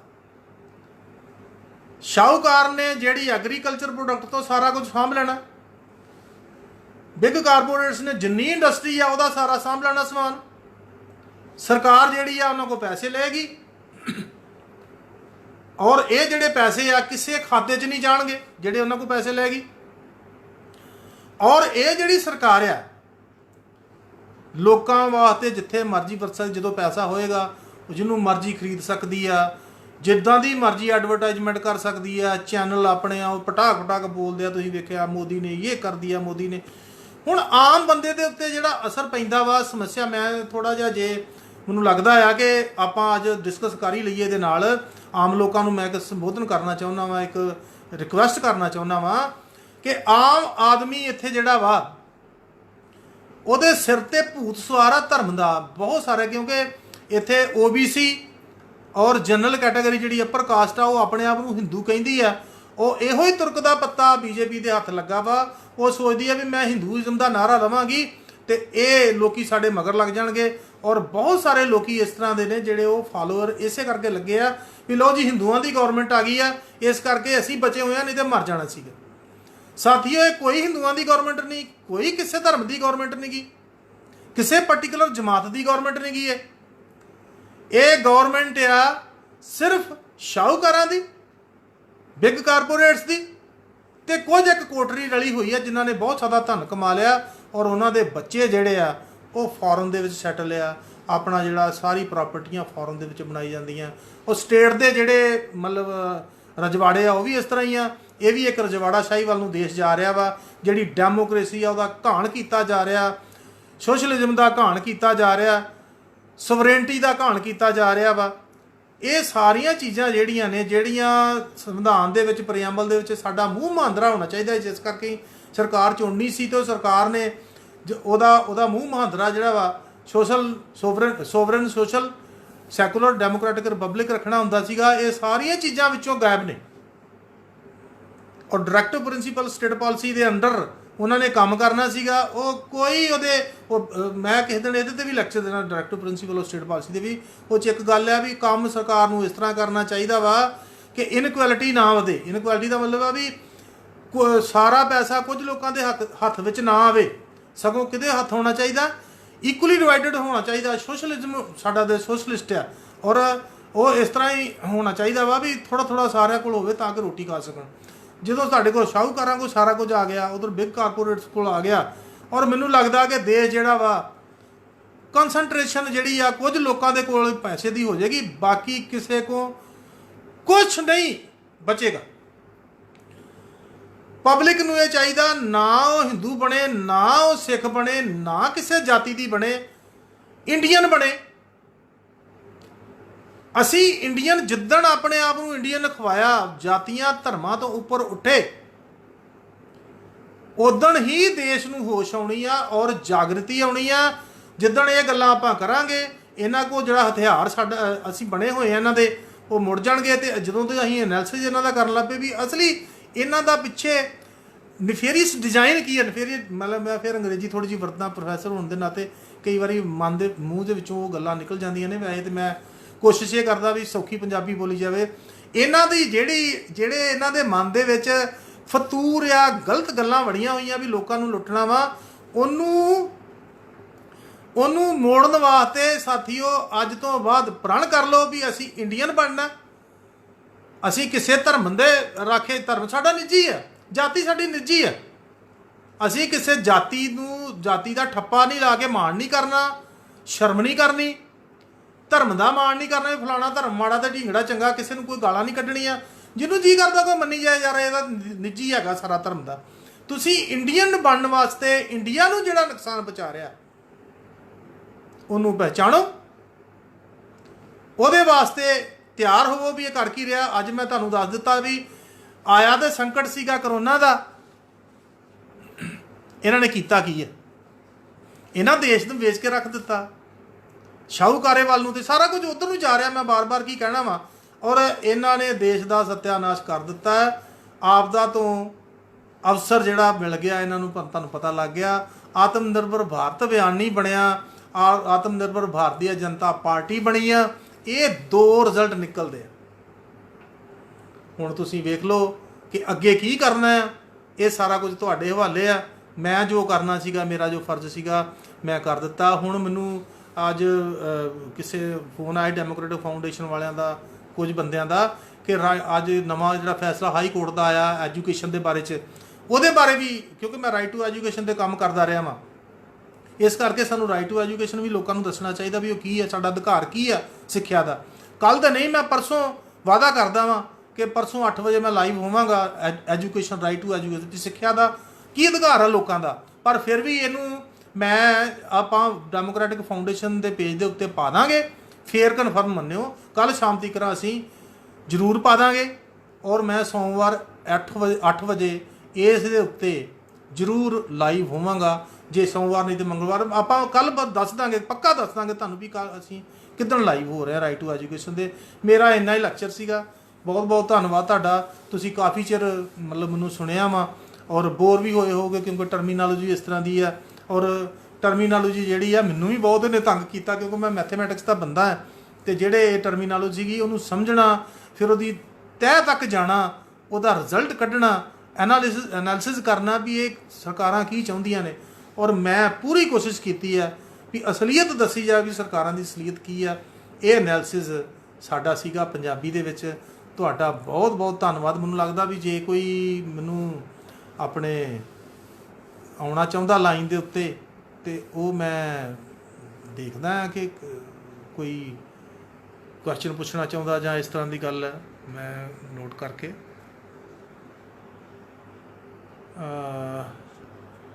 ਸ਼ਰਮਾ ਜੀ ਲਾਈਨ 'ਤੇ ਨੇ, ਅਰਸ਼ਪ੍ਰੀਤ ਲਾਈਨ 'ਤੇ ਨੇ, ਔਰ ਅੱਜ ਨਵਾਂ ਮੁੰਡਾ ਅਰਸ਼ਪ੍ਰੀਤ ਆ। ਭਲਾ ਦੇਖਦੇ ਹਾਂ ਕਿ ਮਤਲਬ ਇਹ ਕੀ ਕਹਿਣਾ ਚਾਹੁੰਦਾ ਵਾ। ਪਹਿਲਾਂ ਅਰਸ਼ਪ੍ਰੀਤ ਨੂੰ ਲੈ ਲਈਏ। ਅਰਸ਼ਪ੍ਰੀਤ ਇੱਕ ਸਟੂਡੈਂਟ ਹੈ ਪੰਜਾਬ ਯੂਨੀਵਰਸਿਟੀ ਦਾ, ਔਰ ਬੜਾ ਯੂਥ ਹੈ, ਔਰ ਕਨੈਕਟ ਨਹੀਂ ਹੋ ਰਿਹਾ ਮੈਨੂੰ ਲੱਗਦਾ ਹੈ। ਹਾਂ, ਅਰਸ਼ਪ੍ਰੀਤ ਕਨੈਕਟ ਨਹੀਂ ਹੋ ਰਿਹਾ। ਚਲੋ ਕੋਈ ਗੱਲ ਨਹੀਂ, ਅਸੀਂ ਹਾਂ ਕਨੈਕਟ ਹੋ ਗਿਆ। ਅਰਸ਼ਪ੍ਰੀਤ ਬੇਟਾ ਕੀ ਹਾਲ ਆ? ਸਤਿ ਸ਼੍ਰੀ ਅਕਾਲ ਬੇਟੇ, ਹੋਰ ਸੁਣਾਓ? ਹੈਲੋ। ਹੈਲੋ। ਹਾਂ ਬੇਟੇ, ਤੁਸੀਂ ਕਨੈਕਟ ਹੋਣ ਦਾ ਔਰ ਸਾਡੇ ਨਾਲ ਜੁੜਨ ਦਾ ਅਸੀਂ ਤੁਹਾਡਾ ਬਹੁਤ ਬਹੁਤ ਸਰ ਧੰਨਵਾਦ ਕਰਦੇ ਹਾਂ। ਆਵਾਜ਼ ਨਹੀਂ ਆ ਰਹੀ। ਅੱਜ ਆਵਾਜ਼ ਪਤਾ ਨਹੀਂ ਕਿਉਂ ਨਹੀਂ ਆ ਰਹੀ, ਮੈਨੂੰ ਆਪ ਨਹੀਂ ਸਮਝ ਲੱਗਦੀ। ਕਿ ਅਸੀਂ ਤੁਹਾਡਾ ਬਹੁਤ ਬਹੁਤ ਧੰਨਵਾਦ ਕਰਦੇ ਹਾਂ ਕਿ ਤੁਸੀਂ ਸਾਡੇ ਨਾਲ ਜੁੜੇ ਹੋ।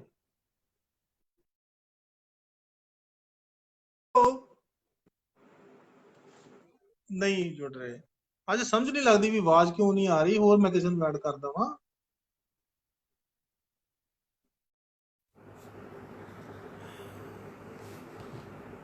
ਮੈਂ ਪ੍ਰੋਫੈਸਰ ਗਿੱਲ ਸਾਹਿਬ ਨੂੰ ਲੈਣਾ ਚਾਹੁੰਦਾ ਸੀ, ਉਹ ਪਤਾ ਨਹੀਂ ਅੱਜ ਹੈ ਜਾਂ ਨਹੀਂ, ਮੈਨੂੰ ਦਿਸੇ ਨਹੀਂ ਗਏ ਅੱਜ। ਉਹ ਪ੍ਰੋਫੈਸਰ ਗਿੱਲ ਸਾਹਿਬ ਨਹੀਂ ਹੈ। ਇਹ ਮੈਨੂੰ ਦੇਖ ਲੈਣ ਦਿਓ, ਇੱਕ ਲੇਡੀ ਹੈ, ਮੈਂ ਐਡ ਕਰਦਾ ਉਹਨੂੰ। ਪਤਾ ਨਹੀਂ ਕਨੈਕਟ ਹੁੰਦੀ ਆ ਕਿ ਨਹੀਂ। ਅੱਜ ਆਵਾਜ਼ ਦੀ ਸਾਥੀਓ ਜਿਹੜੀ ਪ੍ਰੋਬਲਮ ਆ ਰਹੀ ਹੈ, ਤੇ ਮੈਂ ਖਿਮਾ ਦਾ ਜਾ ਚੁੱਕਿਆ। ਮੈਨੂੰ ਨਹੀਂ ਪਤਾ ਵੀ ਕਿਉਂ ਆਵਾਜ਼ ਘੱਟ ਆ ਰਹੀ ਹੈ। ਅੱਜ ਥੋੜਾ ਸਾਡਾ ਸਿਸਟਮ ਵੀ ਅਸੀਂ ਹੋਰ ਤਰ੍ਹਾਂ ਦਾ ਲਾਇਆ ਹੋਇਆ, ਉਹਦੇ ਨਾਲ ਹੋ ਸਕਦਾ ਮੇਰੇ ਕੋਲ ਮਤਲਬ ਦਿਲਪ੍ਰੀਤ ਸ਼ਰਮਾ ਜੀ, ਦਿਲਪ੍ਰੀਤ ਨੂੰ ਤੁਸੀਂ ਕਹਿ ਰਹੇ ਹੋ ਮਤਲਬ ਕਨੈਕਟ ਨਹੀਂ ਹੋ ਰਿਹਾ। ਮੈਂ ਫੇਰ ਕੋਸ਼ਿਸ਼ ਕਰਦਾ ਅੱਗੇ ਕਨੈਕਟ। ਹਾਂ, ਸਿੱਖਿਆ ਅਫਸਰਾਂ ਦੀ ਡਿਊਟੀ ਜਿਹੜੀ ਫੀਸ ਦੇ ਮੁੱਦੇ ਤੇ ਲਾਈ ਸਰਕਾਰ ਨੇ, ਉਹ ਵੀ ਆਪਾਂ ਦੇਖਦੇ ਹਾਂ ਸਾਰਾ ਕੁਝ। ਉਹ ਅੱਜ ਨਹੀਂ, ਅੱਜ ਗੱਲ ਕਰਾਂਗੇ ਕਿਉਂਕਿ ਅੱਜ ਦਾ ਮੁੱਦਾ ਸਾਡਾ ਸਰਕਾਰ ਦੀ ਪੋਲ ਖੋਲ੍ਹਣਾ ਸੀਗਾ, ਔਰ ਮੈਂ ਪੂਰੀ ਕੋਸ਼ਿਸ਼ ਕੀਤੀ ਆ ਪੋਲ ਖੋਲ੍ਹਣ ਦੀ। ਮੈਨੂੰ ਇੱਕ ਲੈ ਲੈਣ ਦਿਓ ਗਿੱਲ ਸਾਹਿਬ, ਜੇ ਕਿਤੇ ਹੈਗੇ ਨੇ। ਨਹੀਂ ਹੈ ਕਿਤੇ ਵੀ। ਦਿਲਪ੍ਰੀਤ ਜੀ, ਦਿਲਪ੍ਰੀਤ ਚਾਹਲ ਵੀ ਨਹੀਂ ਸਾਹਮਣੇ ਆ ਰਹੇ। ਉਹ ਐਡ ਉਹਨਾਂ ਨੂੰ ਮੈਂ ਕਿਵੇਂ ਕਰਾਂ? ਦਿਲਪ੍ਰੀਤ ਚਾਹਲ ਜੀ ਮੈਂ ਐਡ ਕਰ ਦਿੰਦਾ। ਸ਼ਰਮਾ ਜੀ ਤੁਸੀਂ ਆਓ। ਹਾਂ,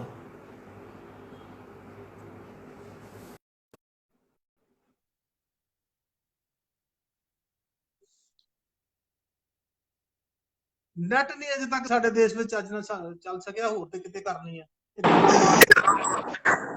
ਮੰਮੀ ਨਮਸਕਾਰ ਜੀ। ਜੈ ਜਨਾਬ। ਜਨਾਬ ਸਾਹਿਬ ਕੀ ਹਾਲ ਆ? ਬਹੁਤ ਵਧੀਆ ਜੀ, ਬਹੁਤ ਵਧੀਆ। ਅੱਜ ਥੋੜੀ ਜਿਹਾ ਵਾਪਸ ਸੁਣਨਾ ਹੈ ਕਿ ਮੈਨੂੰ ਲੱਗਦਾ ਆਵਾਜ਼ ਘੱਟ ਆ ਰਹੀ ਹੈ ਕਿਸੇ ਪਾਸੋਂ, ਪਤਾ ਨਹੀਂ ਕਿਉਂ ਘੱਟ ਆ ਰਹੀ ਆ।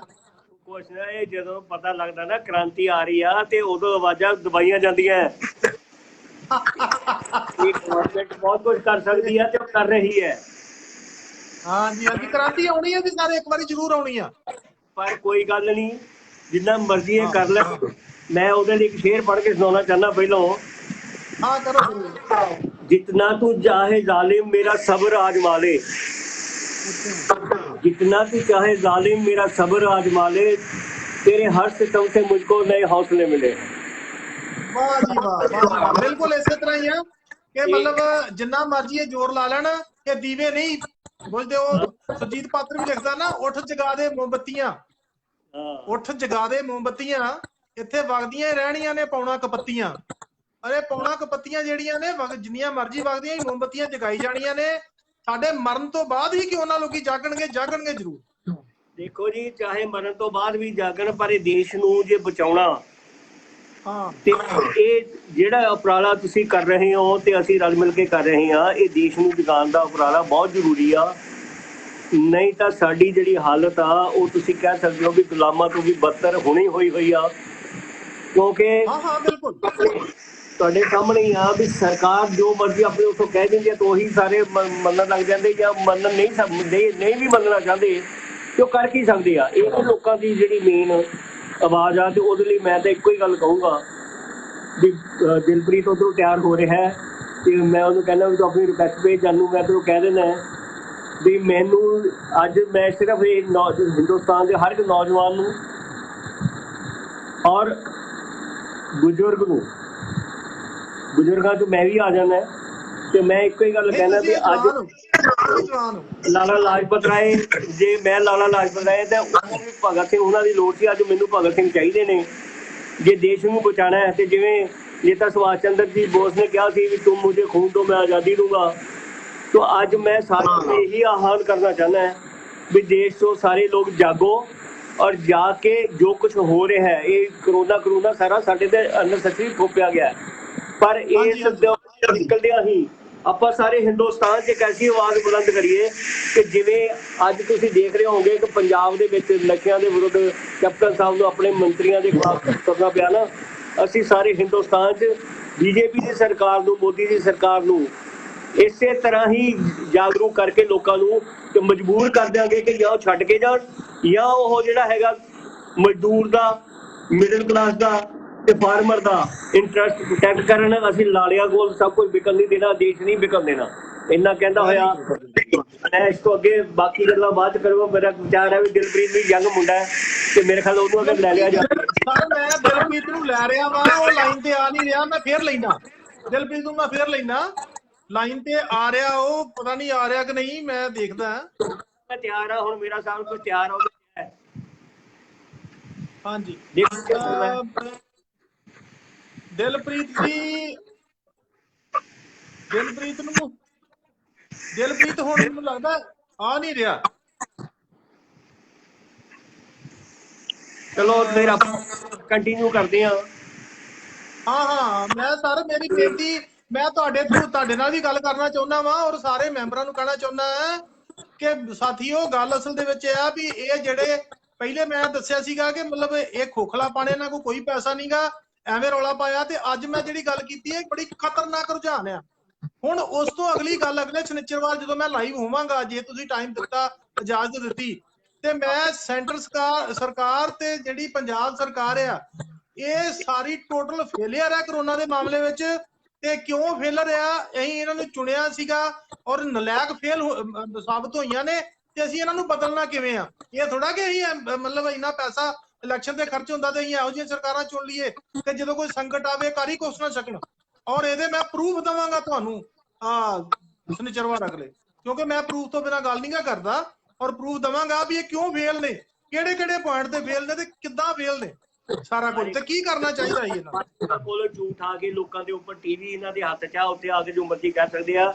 ਮੈਂ ਇਹੀ ਚਾਹੁੰਦਾ ਕਿ ਲੋਕ ਜਿਹੜੇ ਆ ਟੀਵੀ ਤੇ ਭਰੋਸਾ ਨਾ ਕਰਨ, ਆਪਣੀ ਨੌਲੇਜ ਦੇ ਉੱਤੇ ਔਰ ਆਪਣੇ ਆਪ ਨੂੰ ਤਿਆਰ ਕਰਨ ਤਾਂ ਕਿ ਆਪਾਂ ਆਪਣੇ ਦੇਸ਼ ਨੂੰ ਬਚਾਈਏ। ਨਹੀਂ ਤਾਂ ਹਾਲਤ ਬੜੀ ਮਾੜੀ ਆ। ਮੈਨੂੰ ਤਾਂ ਦੁੱਖ ਹੁੰਦਾ ਵੀ ਇਸ ਹਾਲਾਤ ਦੇ ਵਿੱਚ ਗਰੀਬ ਆਦਮੀ, ਅੱਜ ਦੀ ਅਖਬਾਰ 'ਚ ਸੀਗਾ ਇੱਕ ਪਰਿਵਾਰ ਦੇ 6 ਬੰਦੇ ਖੂਹ 'ਚ ਛਾਲ ਮਾਰ ਕੇ ਇਸ ਕਰਕੇ ਮਰ ਗਏ ਵੀ ਉਹਨਾਂ ਕੋਲ ਰੋਟੀ ਖਾਣ ਨੂੰ ਕੁਛ ਨਹੀਂ ਸੀ।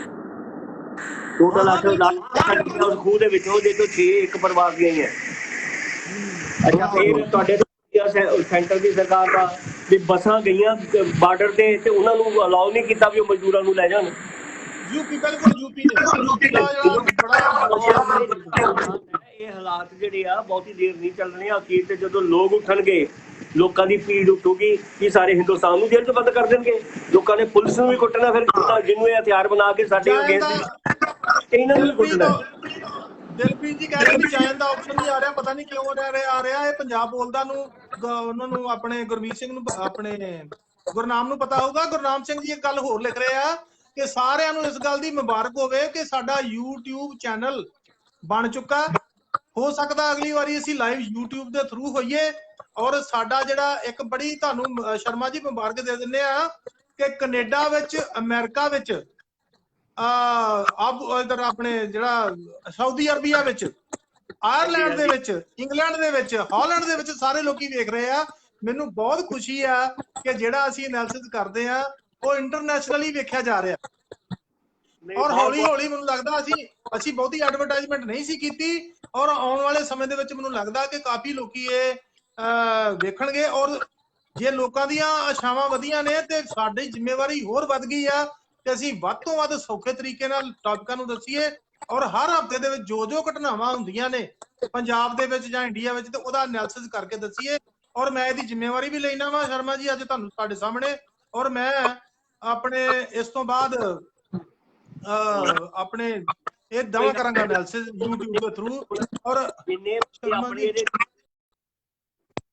ਹੋਰ ਆਪਣੇ 2 ਜਾਣੇ ਆ ਰਹੇ ਨੇ ਲਾਈਨ ਤੇ, ਮੈਂ ਦੇਖਾਂ ਕੌਣ ਕੌਣ ਆ। ਇੱਕ ਪੰਜਾਬ ਬੋਲਦਾ ਔਰ ਜਿੰਦਰ ਰਾਏ ਆ ਇੱਕ। ਜੇ ਮੈਂ ਆਪਣੇ ਗੁਰਨਾਮ ਜੀ ਮਨਜਿੰਦਰ ਰਾਏ ਨੂੰ ਜਰਾ ਲੈ ਲਾਂ 2 ਮਿੰਟ।